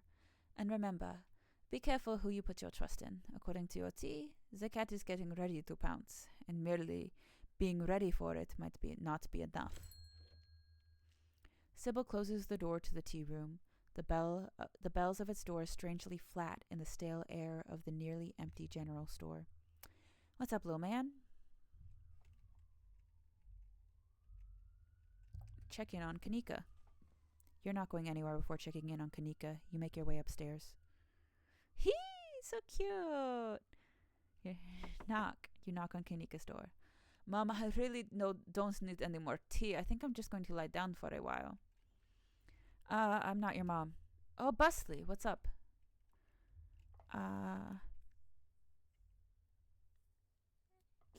I could use a breather. Let's hang out for a minute. I'm going to the clinic. I was hoping you would join me. Sorry, Busley, my mom's right. I'm exhausted. I probably shouldn't push it or I'll wind up worse off tomorrow. It looks like you're on your own. You make your way out of the general store and down the road to the clinic. You make your way up the familiar hill, past the rows of ragged houses that make up Scarlet Hollow's residential area. It isn't long before you find yourself outside of Dr. Kelly's clinic, its secrets enticing you to find a way in. Oh, there's a little raccoon here, and a bunch of ditchlings, and Wayne, I think. I can't tell if that's Wayne or if that's a creature. Even at the bottom of the hill, you can already feel the presence. It's like a magnet has been fixed to your rib cage, gently tugging you forward, guiding you towards whatever emits this compulsive frequency. It's time for your checkup. You can see the hill Sybil was talking about, wrapped around the back of the old hospital like a stone blanket. Oh. Wayne's behind the chat box, so that thing over there is a creature. It should take you directly up to the second floor and the unlocked doors of the terrace. As soon as you finish your thought about jumping onto a terrace, a dull throb sets in your knees. There's no way you're doing that. Just go through the clinic door. No one will see you. You found at times that if you haven't wished to be seen, there's been nothing stopping you from remaining hidden. Graveyards, abandoned buildings, old tunnels. You've been in all sorts of strange and unusual places without incident, and for some reason, tonight, Dr. Kelly's clinic feels no different. You carefully make your way up the old wooden stairs of the clinic wraparound porch, avoiding any suspiciously creaky-looking steps. You push the door open slowly, just enough for you to slip in, but not enough to risk any sound from the door's ancient hinges. You can see the doctor at a desk in some room down the hallway. She hasn't noticed you. You shut the door silently, watching her closely. You're in the clinic, free to explore as you please. Or rather, you're free to explore as you please. You can feel that odd sensation again, the nagging pull of whatever it was that wanted you to find it. You're here now, and it knows you're here, and you know exactly what it is. Another stone carving, eager to show you its secrets. You've been caught by its gravity, an overwhelming curiosity guiding you around a corner and towards a dark doorway under the stairs. It's been left ajar, as if inviting you to enter.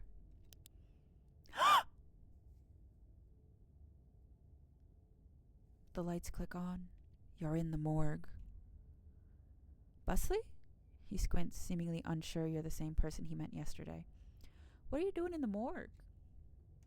Hi, vampire. You haven't seen Stella around, have you? She's been missing since last night. Oh my god, you died and she Frankensteined you back to life. Am I interrupting something? Okay, I have to ask. Are you human? She killed you. What are you doing in the morgue? I'm just going to pretend I never saw this.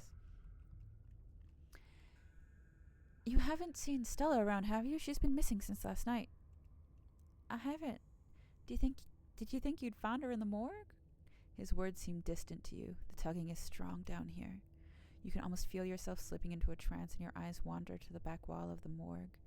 You need to see what's back there. Follow the pull. You touch the wall.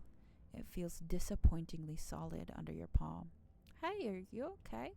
You feel Reese's hand gently shake your shoulder, and for a moment, the thing on the other side of the blank white wall loosens its pull on you. You kind of look possessed for a second there. You good?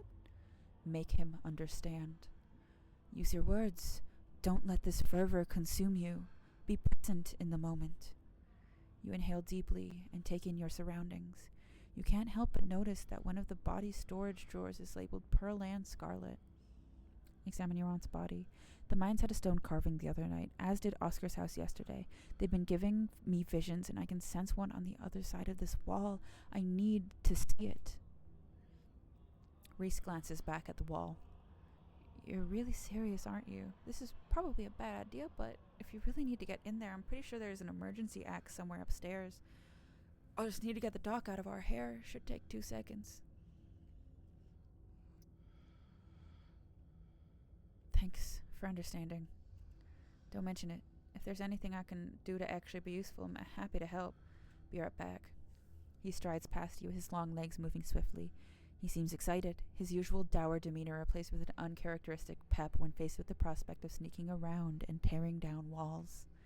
You hear his soft voice filtering in through the open doorway on the top of the stairs, a hoarse and sickly edge added for effect as he speaks to his mother. Hey, Mom. He coughs gently. Reese, I didn't know you were awake. I still feel like shit, but I think I can finally try to keep some juice down. It looks like we're all out, though. Really? I thought I'd just pick some up. I've got an errand to run on Main Street anyways. I'll go pick up some orange juice and some ginger ale, too. That would be awesome. Sorry to ask. I know you're probably busy. It's no problem. It doesn't take long. Don't do anything strenuous while I'm gone. Just lie in bed until I get back. Thanks, Mom. Take it easy. You will hear her footsteps move down the hall, then the front door opening and closing. It worked! The theatrical rasp has left his voice, excitement rising in his place. Come on up. We don't have long till she's back. As you step out of the morgue, you relax. The extra space between you and the carving has weakened its hold on you, and with it, your desperation to claw your way through the wall and unveil it. It's one of those emergency fire axes, so it should be pretty obvious where it is, though I'm not sure where she would be keeping it. I'll show you around. Let's try the doc's office first. You make your way to the doorway of her now vacant office. I don't see any axe in here. He's right. A cursory glance reveals nothing but stacks of papers and cabinets of medical supplies. But something on a desk catches your eye. Some sort of records with your family's name on them. Pick up the documents to read later. You scoop up the folder, tugging the documents in for later perusal. Reese watches you with curiosity. Steal medical documents? If my family is keeping secrets from me, I'd better learn where I can. Totally. Steal anything you need to. I've got a mystery. You've got a mystery to solve. I'm not going to stand in your way. Let's check the medical supply room next. I can imagine a room full of chemicals being a place someone might want to keep an axe. Better be careful stealing stuff in there, though. That might really get you in trouble. This had my name on it.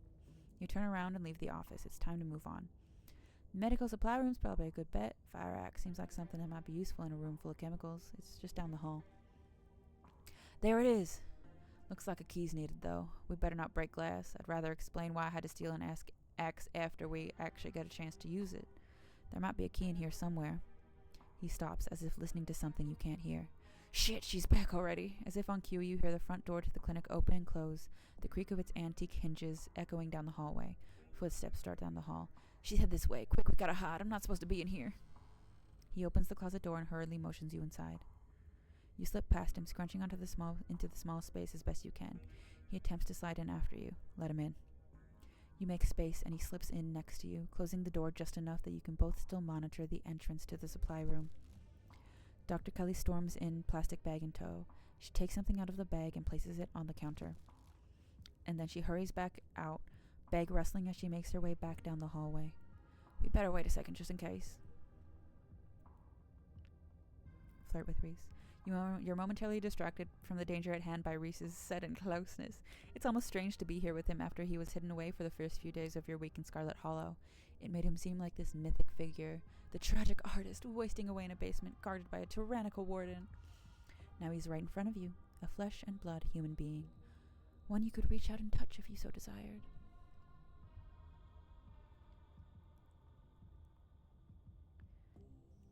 If you're scared, you can hold my hand.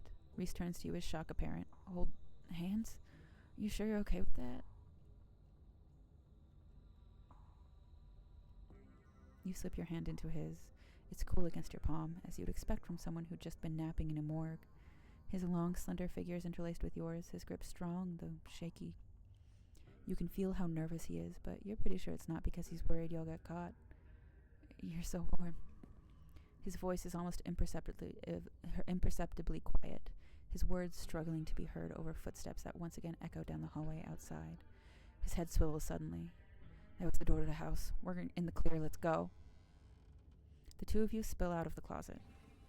Reese quietly and quickly starts pulling out drawers and scans them for keys. Let Reese handle it. You watch as he rifles through drawers, content to let him figure it out. Soon there's a jingling of keys, and he turns to you, victorious. There we go. They're even color-coded. She made this too easy. Reese pauses to look at the plant at the table. It was weird of her to drop that off, right? Why would she put some alien-looking fruit in the supply room? She's not a pharmacist. She's not supposed to make her own medicine. This room's for storing stuff she ordered from an actual pharmacist, and I doubt it's decorative. It is weird. Maybe there's some information on it somewhere in here. Let's take it with us and look it up later. We could always eat it and see what it does. It is weird. Maybe we should do some snooping. But before you get the chance to do that, Reese jerks his head towards the door. Shit. That was the door from the house. We gotta run. Grab the axe and go. You grab the axe and follow Reese's instructions, once again starting down the basement stairs, letting the pull of the stone carving guide you back to the morgue. Dr. Kelly's voice filters down from above. I was right. We did already have juice. It was just in the back of the fridge, but there's no harm in having extra. What are you doing in the clinic? I thought I told you to go get rest. Oh, I'm just gonna chill in the morgue. I got my speakers, so if you hear some weird sounds, that's just my music. I'll be sure to put in earplugs to drown out all that industrial clanging you listen to. You know I'm not the biggest fan of you spending time down there. It can't be good for your mental health to hang out in a refrigerator for corpses. Do you at least have a blanket this time? I figured it was of his own volition. Hey, as a child that thought I was going to die any day, the morgue did seem like the coolest place to hang out. Yeah, I'll be fine. It's just a change of scenery. My room feels too claustrophobic right now. Okay, I'll let you know when it's time for dinner. You hear the door close and the sound of Reese descending the stairs to join you in the fluorescent lit room below. Hi. Well, now, yes? Wow. Let's do this. May I make the first blow? You listen to music that sounds like a wall being broken down? I should warn you, something spooky might happen when we break down that wall. Reese smiles. Good. Feel like I've been missing out lately. Stop asking questions. It's time to see what's on the other side of that wall. Let's do this. Have at it. You approach the far end of the morgue, X practically singing through the air as you strike the wall. The first cut offers a surprising amount of resistance. There is some structure behind it, some wood frame holding it all in place, trying to stand between you and what waits for you on the other side. You stagger back from the massive hole in the wall and admire your effort. Holy shit. The splintered edge frames a dark passage, seemingly cut deep into the side of the cliff, cold seeping from a forgotten place into the already frigid morgue. Reese coughs as he takes a better look at what lies beyond the wound in the wall. There's a whole hallway back there. Thick, stale air leaks from the hole, filling the morgue with an earthy mildew smell, like the room is slowly filling with dirt. And with the stink of the grave-like room beyond comes an even stronger compulsion. You step forward, and you climb into the hole. This is wild. I had no idea any of this was here. An entire hospital wing rotting away for decades behind some flimsy drywall. Why is this place hidden away? Someone doesn't want us to find these carvings. I wonder if it's whoever put them there, or if it's something else. And the thing we're looking for is just ahead. I'm probably going to pass out when we find this thing. Don't be too worried about me. I'll be fine. He hasn't been here at all for any of it, so I would like him to know what, the whole deal is. Thanks for the heads up. You step forward into the unknown. You don't bother to retrieve the axe. The final wall concealing the carving is rotten, water damage having eaten at the wood over the course of unknowable years, the planks nearly reduced to sawdust. You tear into it. Snakes. That's definitely... Enoch, I thought you weren't going to come. I was worried you'd leave me here forever. They said there's nothing they can do. I'll never use my legs again. Enoch, what am I gonna do? Calm down, Teddy. These doctors don't know what they're talking about. I've been doing my own research, and I found us an alternative. We won't have to worry about anything from here on out, I promise. So, Enoch got a boyfriend in the Civil War, came back, he had stuff that couldn't be healed, and out of love, Enoch turned to Satanism. Not exactly Satanism, just whatever's going on, you know? Whatever entity, whatever presence is happening here. I really want to change. Would I be able to quickly turn the brightness down on this? No. And that's fine, and that's okay. I went to talk with the witch. A witch? But that's nonsense. It's all right. It's all sorted. We're taking you home today, and everything will be resolved by this time next week. That's right, Doctor. At this point, I think it's safe to say his body was never recovered. Whoever it was who claimed to be Theodore, it wasn't him. Wasn't even paralyzed, as it turns out. Just some grifter trying to take advantage of the tragedy. Everything goes black. Interesting. Your vision swims back into focus, and it takes a solid second or two to reorient yourself. You're in an unfamiliar bed. Reese leans against the far wall, eyeing you with concern and curiosity. Hey, I was worried you'd slipped into a coma or something. You tore down a wall like a wild animal, found some weird carving and collapsed. I think you might have had some kind of seizure. I know you warned me this might happen, but are you okay? Nothing spooky happened. How'd I get here? Does Dr. Kelly know I'm here? I had a vision. I still have those documents I swiped, right? I should probably get going. Stella's still missing a stone here. Finally stop yelling at me, so what now? I think Dr. Kelly should look me over. These seizures can't be good for me. I had a vision. Like a hallucination? I have those sometimes too. Used to have them a lot as a teen. Always just weird little things, like my hands would look wrong, or my neck would seem too long, or the room would feel smaller. I still have those documents I swiped, right? Yeah, you should still have them on you. Sure enough, you pull out the file containing medical documents about your family. Brooklyn's death certificate. Cause of death, sleep apnea, discovered by her daughter. Oh, her middle name's Chrysanthemum! No autopsy performed. Edwardine's death certificate. Born April 9th. She lived so long. Heart failure. Signed by her granddaughter Pearl-Ann. Pretty normal. Almost made it to 90. Died of a normal old person illness. Enoch Scarlet. Born September 9th. Died August 20th. Age 69. Cause of death. Fall from cliff. This one has a coroner's report attached. Organs sustained impact injuries. Lacerations to the neck and body consistent with fall from great height. You quickly flip through a few of the other Scarlets whose names aren't quite as familiar. Theodore Scarlet. Born May 24th, 1890, died 1918, age 28. But no, he didn't. Do we think one of those guys up in the area? Enoch Scarlet. Joseph Scarlet. Born April 1914, died June 1944. Louis Scarlet. 1920, 1944. Both killed at Normandy in the line of duty. These must have been Edwardine's brothers. Certificates of fetal death. Infant boy, Andrew Charles Scarlet. Delivered April 3rd, 1945. Stillbirth, mother Edwardine Scarlet. Cause of death, complications during birth. No doctor present. Home burial. There was no doctor present at the birth and a home burial. There's some information missing here. Alexandra Scarlet. Born December 1947. Died August 1957. Age 9. Missing. Presumed dead, signed by mother Edwardine Scarlet.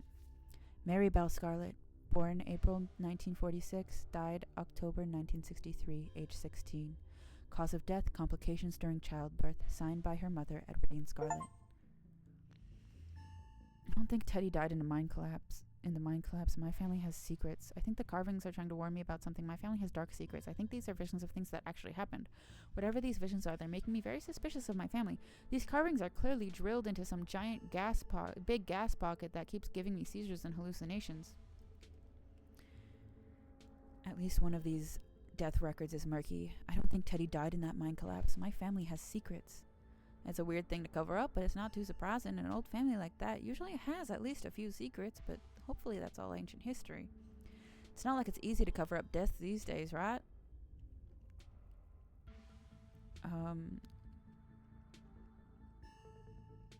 I think Dr. Kelly should look me over. These seizures can't be good for me. I don't think you'll want her to do that. While you were out, I looked this up. She's not the kind of doctor you want in charge of your health care. I should know. I'm the one she's been poisoning for years. I refuse to take my medicine, so she's on a warpath up there. I have no idea what she's doing, but I've blocked my door, so she can't get down here. Now we just have to wait her out. You blocked your door, but why would your mom poison you? I don't know. But the internet says this is castor bean. It's used to make ricin, a super deadly poison that causes some of my exact symptoms. And death, usually. The thing I can't figure out is whether she's been trying to kill me slowly, or if she just likes keeping me sick enough to be dependent on her. Either way, I don't think I ever had an illness. I think the illness was me growing up and becoming less easy to control. And she sure found a cure for that. Ricin's really bad. How are you not dead? No matter what, we should get out of this basement soon. We need to get you out of here. Who knows what she'll do when she finds out what you know. With your evidence, you should be able to go to the cops. Maybe not the local cops, but a cops. I would have the castor bean from the pharmacy, but I'd still have to prove where I got it from, and that she used it to poison me. It's possible the cops might think I just snapped, and it could turn out even worse for me. I don't think the dog would hesitate to have me committed if it meant she could keep her hold on me. No matter what, we should get out of this basement soon. Where should we go? The only person I know who has a car is Kanika, and she's not answering her phone. I don't know anyone else. I don't have any other family to go to. I never even finished high school. When I get out of this house, I don't know how I can make sure I don't wind up right back down here. You can stay with me if you want, at least until you get on your feet. You can stay with me if you want, one step at a time. At least until you get on your feet. It is a closet in a house with 10 other people, so as a fair warning, it's going to be cramped. Whoa, I can't remember the last time I saw so many people at once. It sounds great. And at the very least, I'd be away from here. I can start making money, maybe even find my own place. Or we could find one together. He smiles, his eyes distant as he imagines the possibility of such a life, undoubtedly for the first time.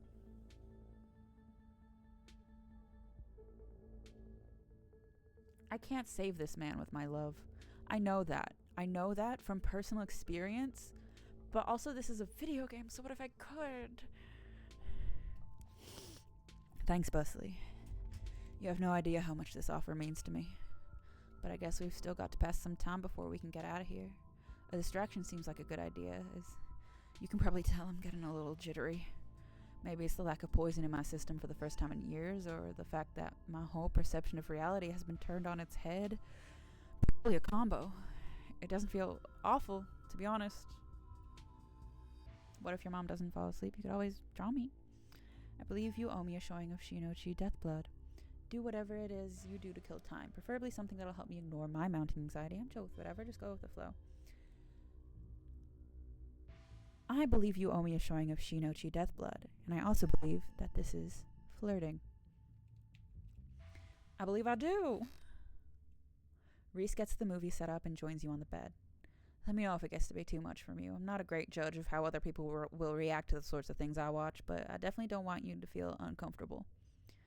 This is a slow burn of a movie, but the dread it's managing to build is palpable in the room. Or maybe that's just how it feels down here all the time, what with the grisly paintings, lack of light, cinder block walls, and, of course, the fact that the woman currently lurking upstairs has been poisoning her son since his teens.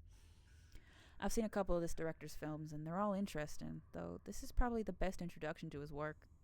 The way it jump cuts to seemingly unrelated TV show recordings, that then wound up timed back into the narrative lead, adds a level of realism and depth to the world that I found really engrossing.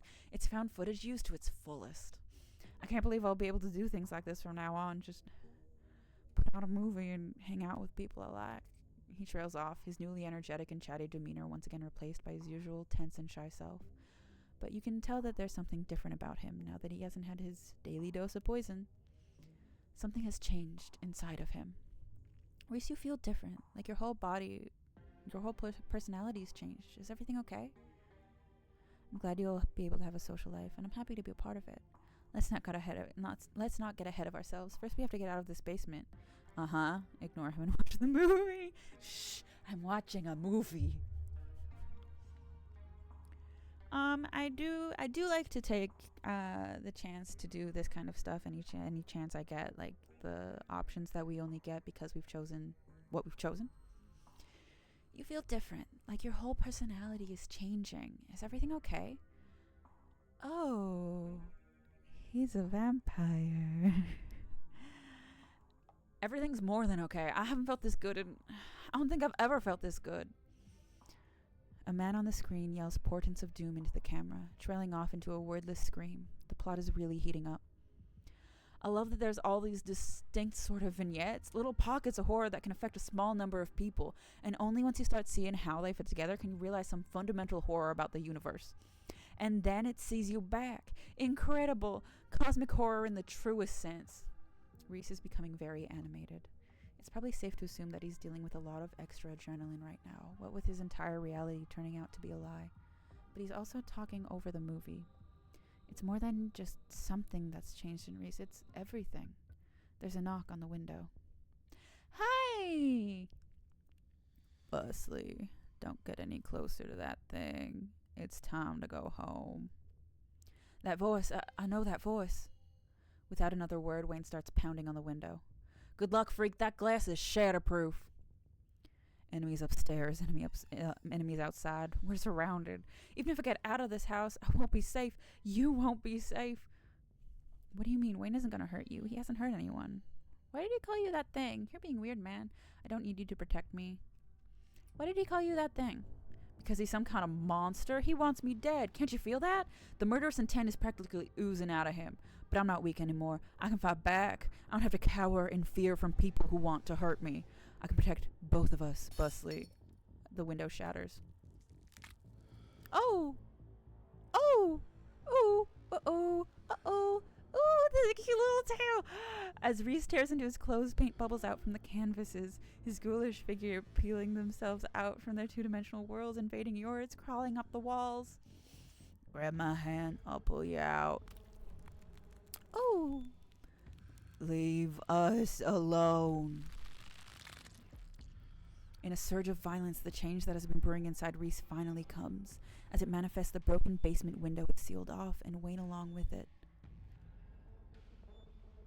Stay where you are. We aren't safe, but I feel strong now. I think I can save us. Stay here. I'll be right back. I just have to deal with the doc. Reese storms up the stairs, leaving you with his smears. Call Tabitha for help. Try and warn Dr. Kelly you're not sure who to help. Best to follow Reese and see how things play out. Try to leave. Wait for Reese in the basement. Call Tabitha for help. You dial your cousin's number. What mess have you gotten yourself into now? I'm at the clinic. I think Dr. Kelly's in danger. There's a monster on the roof. Reese transformed into a monster. Is on some kind of rampage. Can you pick me up? Reese is gonna kill his mom. Also, he's a werewolf or a vampire or something. A what? Always knew there was something that smelled off about that kid. Stay put. I'm on my way. Don't get eaten. Your cousin hangs up the phone. You're not sure to help, but it's best to follow Reese and see what's going on. You make your way to the door that beckoned to you yesterday, all intrigue now washed away. You know where it leads, and you know what secrets the stone that lurked in the forgotten basement of the clinic had to share with you. Now the clinic holds a new horror.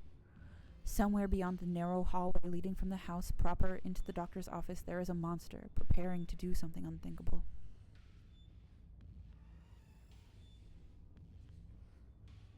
Open the door. You grasp the handle and turn. Dr. Kelly emerges from the shadows and levels a firearm in your direction. You instantly notice it's not a proper rifle, but some kind of tranquilizer gun. Duck! What way? Duck! You do as she says, ducking out of the way. She shoots. The gun isn't very loud. There's only a pop as the projectile leaves the barrel, whizzing through the air. You turn to see a dart embedded in Reese's chest. He pulls the tranquilizer dart out from between his ribs, heaving heavy breaths as the drug courses through his system. You're gonna have to try harder than that, No, how did you... As if you could hope to stop me, you pathetic waste of flesh. Before Wayne takes another step down the stairs, paint flows between cracks in the wood, Reese's panic pulling in a mob of furious smears to hold his enemies in place. The artist darts away, but the smears continue their work in his absence. Dr. Kelly makes her escape down the hallway, and Wayne is overcome, glued in place at the top of the stairs by stiffened globs of paint.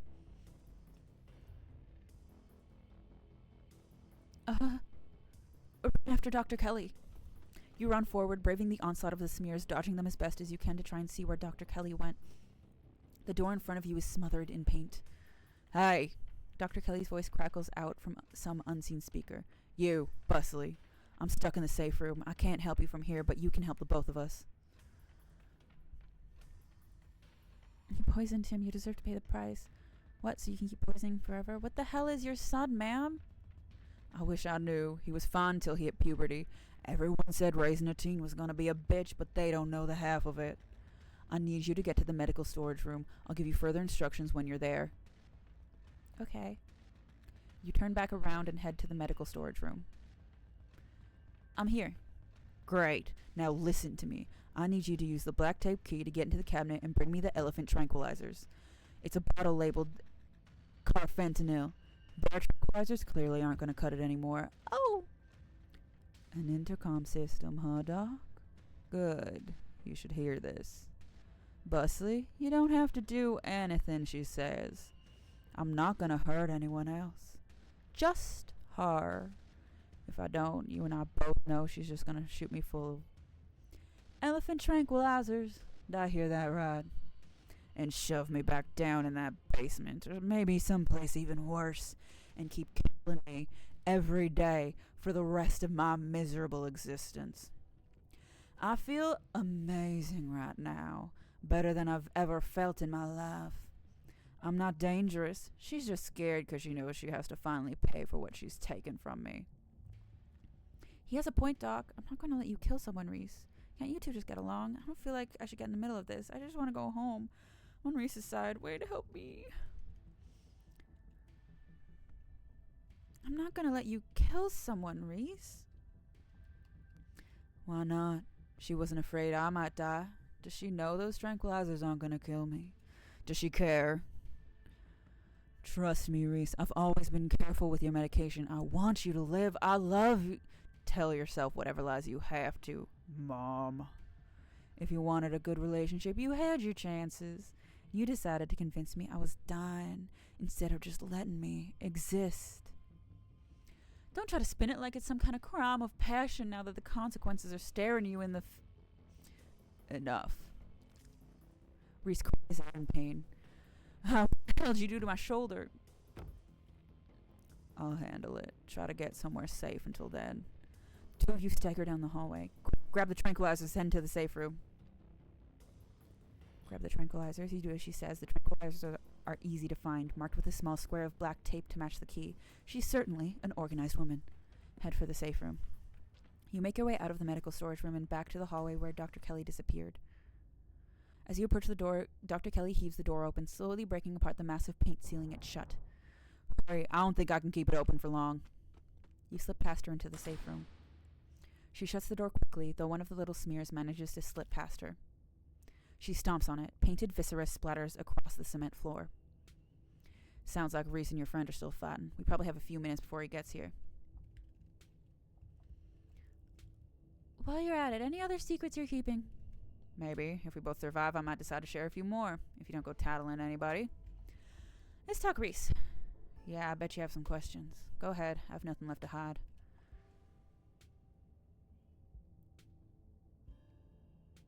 Was his dad similar? A strange little smile creeps on Dr. Kelly's face.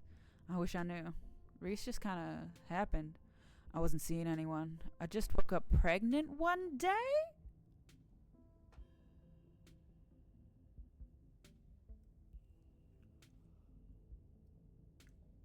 And you didn't think that was suspicious?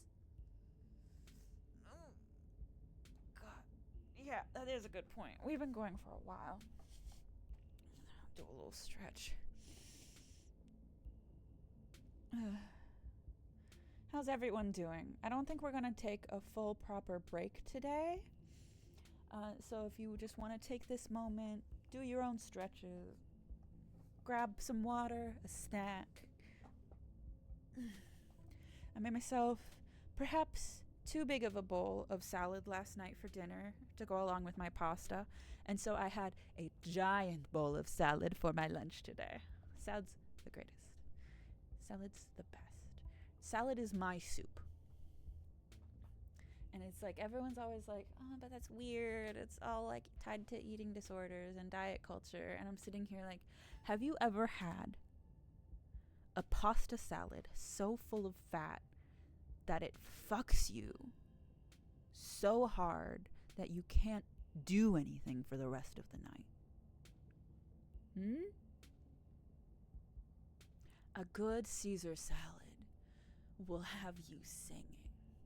And I will stand by that. Anyways, so you just woke up pregnant one day. Virgin Mary. Modern Virgin Mary, yes. I kept having these weird dreams, almost like sleep paralysis episodes. Romantic sleep paralysis episodes. They were actually kind of sweet, but they were just dreams.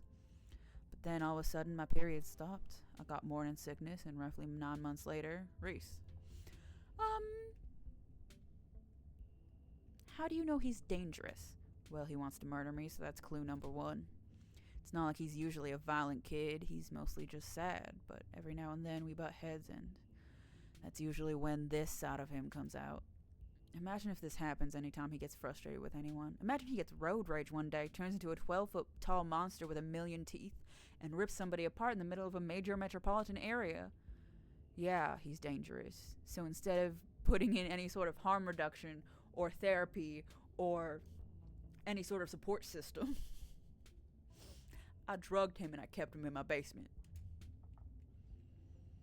That doesn't mean he's a dangerous. I mean, you're the biggest threat to him. Why not just kill him? He's been kind to me. What you're doing is difficult, but it's necessary. Don't you think it might be a self-fulfilling prophecy? I can't fix him. It might be a self-fulfilling prophecy? Oh, don't preach to me. Is he a sweet kid most of the time? Absolutely. And Ted Bundy was sweet to the people he picked up off the street, off the side of the road. Didn't mean to go ahead and slaughter them anyways. I know what my son is capable of, so it's my job to make sure he doesn't hurt anybody. When did you find out? A little after he hit puberty. He had all the usual changes, then a few extra. Thickened nails, sharp teeth, elfish ears. I figured he might have some kind of genetic disorder, had him checked out at a few specialists, but there was nothing obviously wrong with him. Then we had an argument, and he changed right in front of me. It was nothing like what he is now, just a couple inches and some facial abnormalities, enough to be noticeable. I was scared he could see that, and he stopped. I thought it was a one-off or maybe a hallucination, but the second time it wasn't as subtle, and it didn't go away as easy. That's when I knew for sure that this was something beyond my realm of expertise. How did you know? How did he not know what it was? Why did you start poisoning him? Dr. Kelly sighs. Can we stop calling it poison? Yes, it's poison, but the act of me giving him poison was not me poisoning him. I was medicating his illness. It started when he was around 15. I've been giving him increasingly high doses of Klonopin, but his body kept adapting, and his symptoms would come back, especially if we ever fought. I couldn't keep ordering all those drugs. It was already suspicious, and I could risk losing my license, especially if anyone ever found out what I was using them for. Someone approached me with a solution. I took it. Sybil. Sybil approached you with a solution. And I've been dealing with the mental and emotional consequences of that decision ever since. Who approached you and what did they say? What is he? The relationship between you two seems... What is he? At first I thought he was some kind of werewolf, but if he is, he doesn't follow any kind of full moon rules or anything. Silver doesn't do shit to him, and you've seen what he looks like. It's just weird. I almost wish I could examine him while he's fully transformed. I'd be fascinated to know what happens to him or how his body does it. But he seems pretty hell-bent on ripping my throat out, so I guess that'll just have to remain a mystery. The relationship between you seems so difficult. Yeah, you could say that. He was such a cute kid. When I found out I was pregnant, I was terrified. I didn't know if I'd be ready, but he made me love being a mom. It's not like I was going to be sunshine and roses forever. No matter what, kids grow up and they change, sometimes for the worst. This is part of being a mom too, doing what you can to make sure the child you brought into the world isn't going to go around eating people. How did he not know what he was?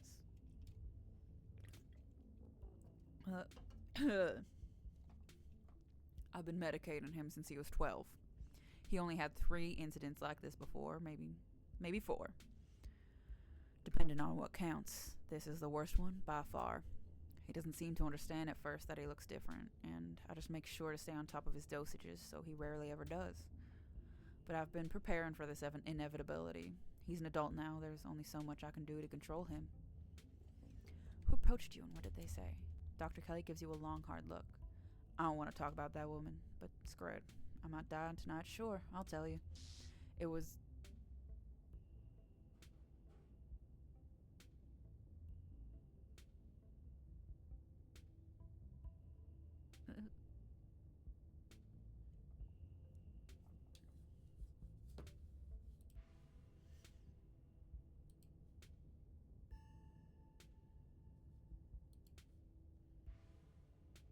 They don't want us to know. If it was Tabitha, I'm going to be really sad. What's the game term? Both short term and long term. What's the game plan? Both short and long term. Well, I'll pump him full of elephant tranquilizers, then I'll lock him in here, then I'll somehow convince him to see things from my perspective. Then we all live happily ever after. Bye.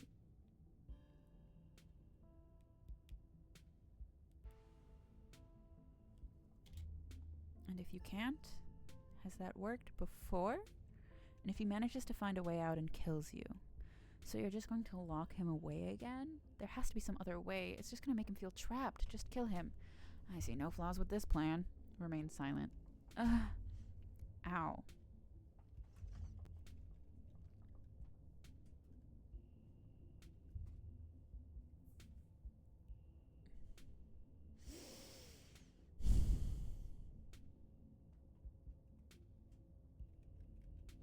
There has to be some other way. It's just going to make him feel trapped.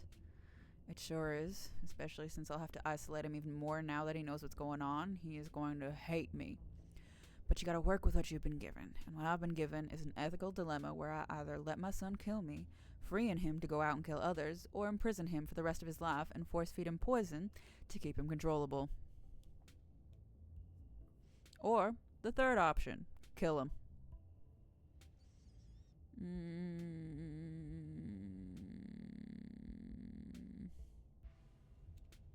I've decided which outcome I can live with. Sit in silence and wait for his son to make his way to you. The sound of distant breaking glass cuts through the silence of the clinic outside the safe room. Shit, this might be game time. Dr. Kelly opens the door. The 2 of you stare out into the hallway. Ooh, oh, uh-oh, uh-oh, uh-oh. Hello. Hi. Is Wayne okay? Is this what you were so afraid of? Hand over the tranquilizers. This is our shot.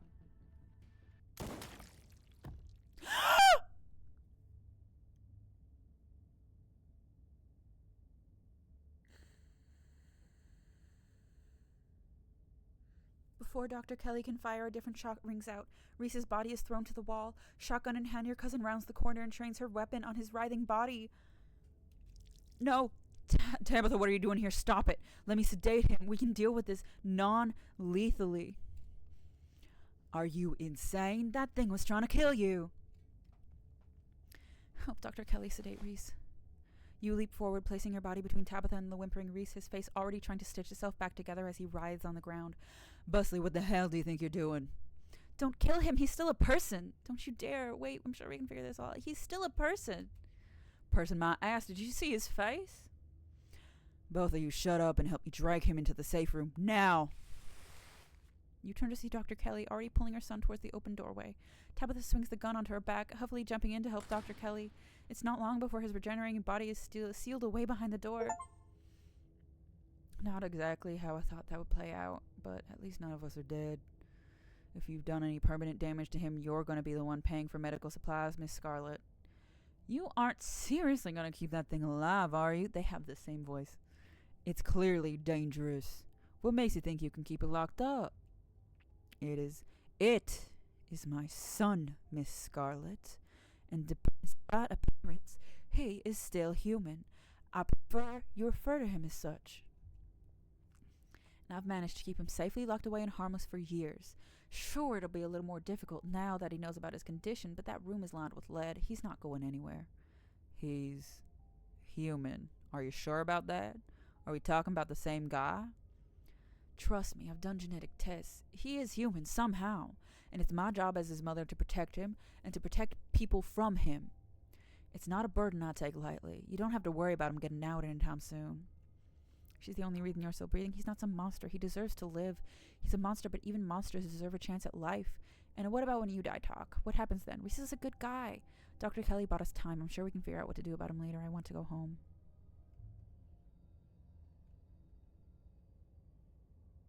He's a monster, but even monsters deserve a chance at life, Tabitha.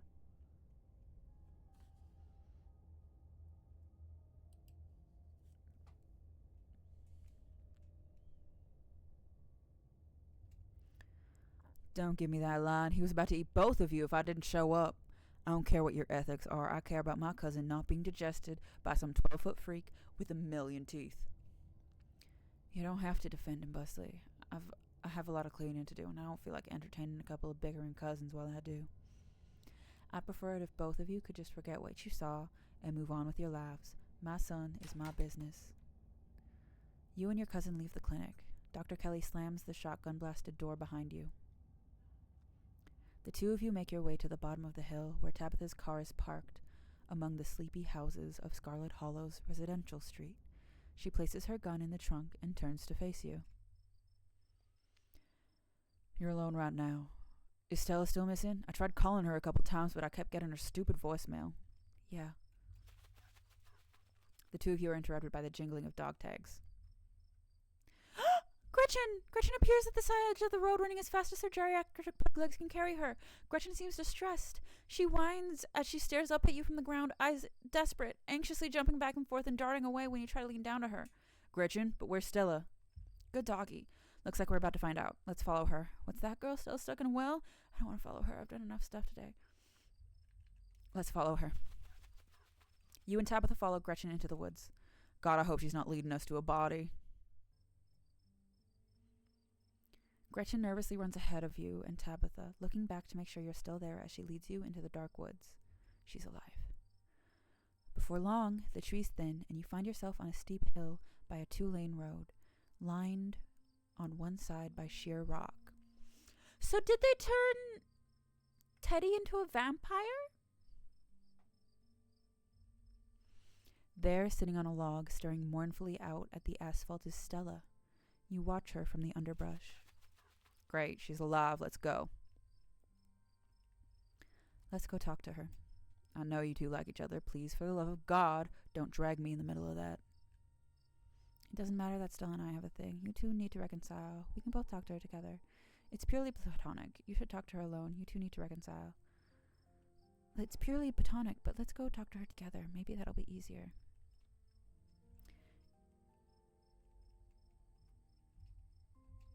I said no. I'm going to make this easier on both of you and just go home. Oh, before you can say another word, your cousin's already turned and left. You take a step forward, gravel crunching under your feet as you walk along the edge of the road. As you do, you turn back to look behind you. Tabitha is already gone. You sit on the log beside Stella. Busley, that ghost really did a number on you. Do I look that bad? I thought I was kind of distinguished. I'm just so happy you're okay. I can't believe you've just been okay all day. Everyone's been looking for you. Things happened. Do I look that bad? I thought I was kind of distinguished. You look extremely distinguished. I was just surprised is all. You should probably know about what happened today. Oh? You relay the events of the evening as best you can. Saying it out loud somehow makes it feel less real, like you're sharing the plot of a horror movie, not something that actually happened to you. Oh my god. I'm just gonna go ahead and lock that one away in the void. Let's go. Stella scoops Gretchen up in her arms, and the three of you walk back to town in silence. Guess I'll see you tomorrow. She gives you a tired wave before retreating into her house. It's time for you to go home. He appears as if out of nowhere, clothes streaked with what at first looks like blood and gore, but you quickly realize is paint. Evidence of his altercation with Reese. I'll walk you. Run away? No way, dude. Thank God you're okay. I was worried Reese might have gotten to you. Thanks. I appreciate the company. Thank God you're okay. I was worried Reese might have gotten you. Wayne emits a strange kind of coughing sound. You realize he's laughing. Shall we? Okay.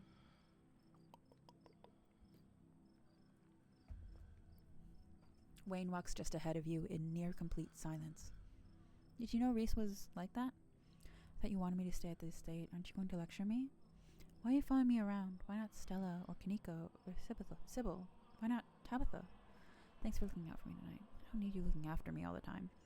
I thought you might have done something bad to Stella. I found my family's death record today. Things aren't adding up.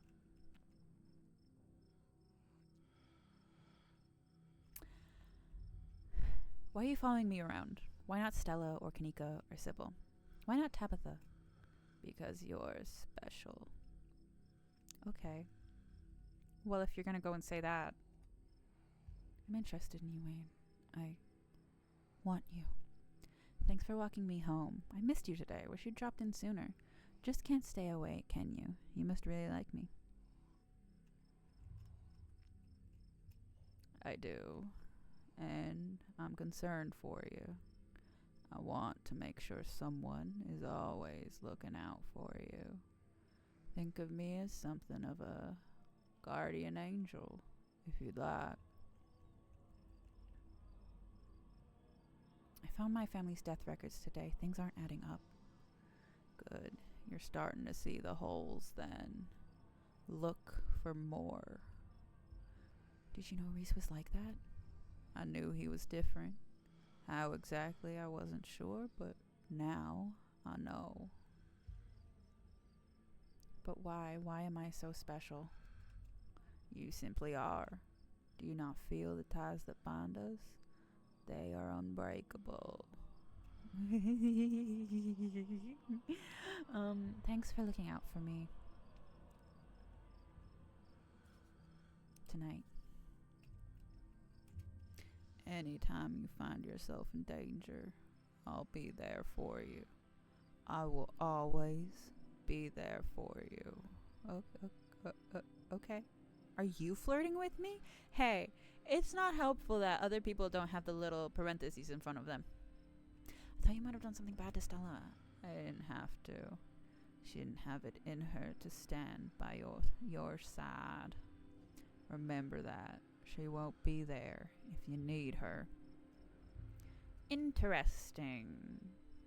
You continue in silence back to the estate. I'm sure we'll see each other tomorrow. You should try and spend some time in that old building before you head to town. Tabitha won't be around, too busy at the mines.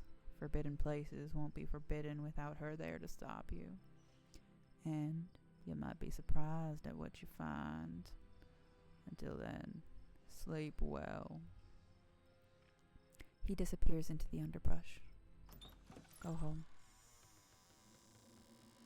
The estate feels empty, wind howling through its abandoned halls. The very foundation creaks beneath you.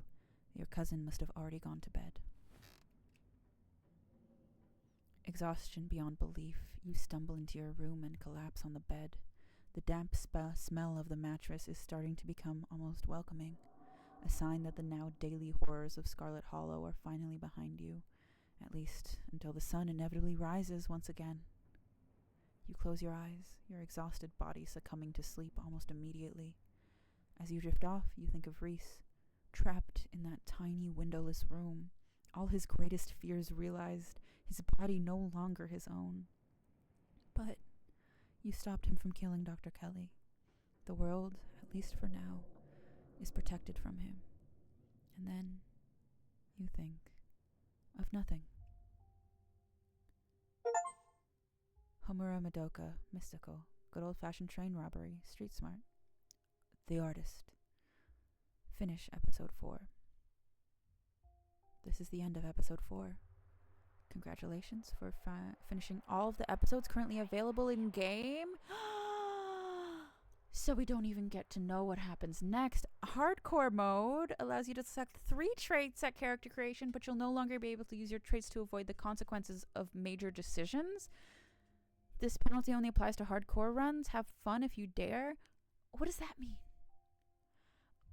If you'd like to continue with this world state in episode 5, please save your game now. Okay. I don't really... Oh my god. Okay. I'm so excited for the rest of this to come out. I will absolutely... I didn't even have a choice. Tomorrow I have to play Mouthwashing because there's no more Scarlet Hollow. I'm definitely going to be playing a few rounds of this on my own, especially now that I understand how short it is, because it's not like the full rest of the game yet. And so, yeah, I'm gonna go through and explore all of the different things. Oh, hello, bot. You're not allowed here. Possible banovator. Okay.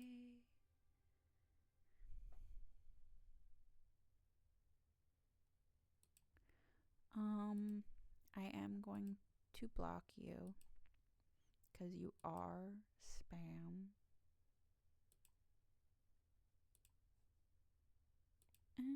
And ban you. Blocked and banned. How do you feel about that? Nothing, because you're a robot, and they haven't made robots sophisticated enough to feel yet. Yeah, tomorrow we will be doing Mouthwashing. This game is so good. I would highly recommend picking it up. I know when I'd picked it up that there was a bundle that had Scarlet Hollow and Slay the Princess and the DLC for Slay the Princess. So if you want to get both, I would definitely recommend getting both. They're both such good games. Other than that, oh, I have to click to go through. I thought it was just... Okay. Yeah. Such a wonderful game. I love it so much. I love Black Tabby games so much. And all of these wonderful people who contributed. Beautiful. Yeah.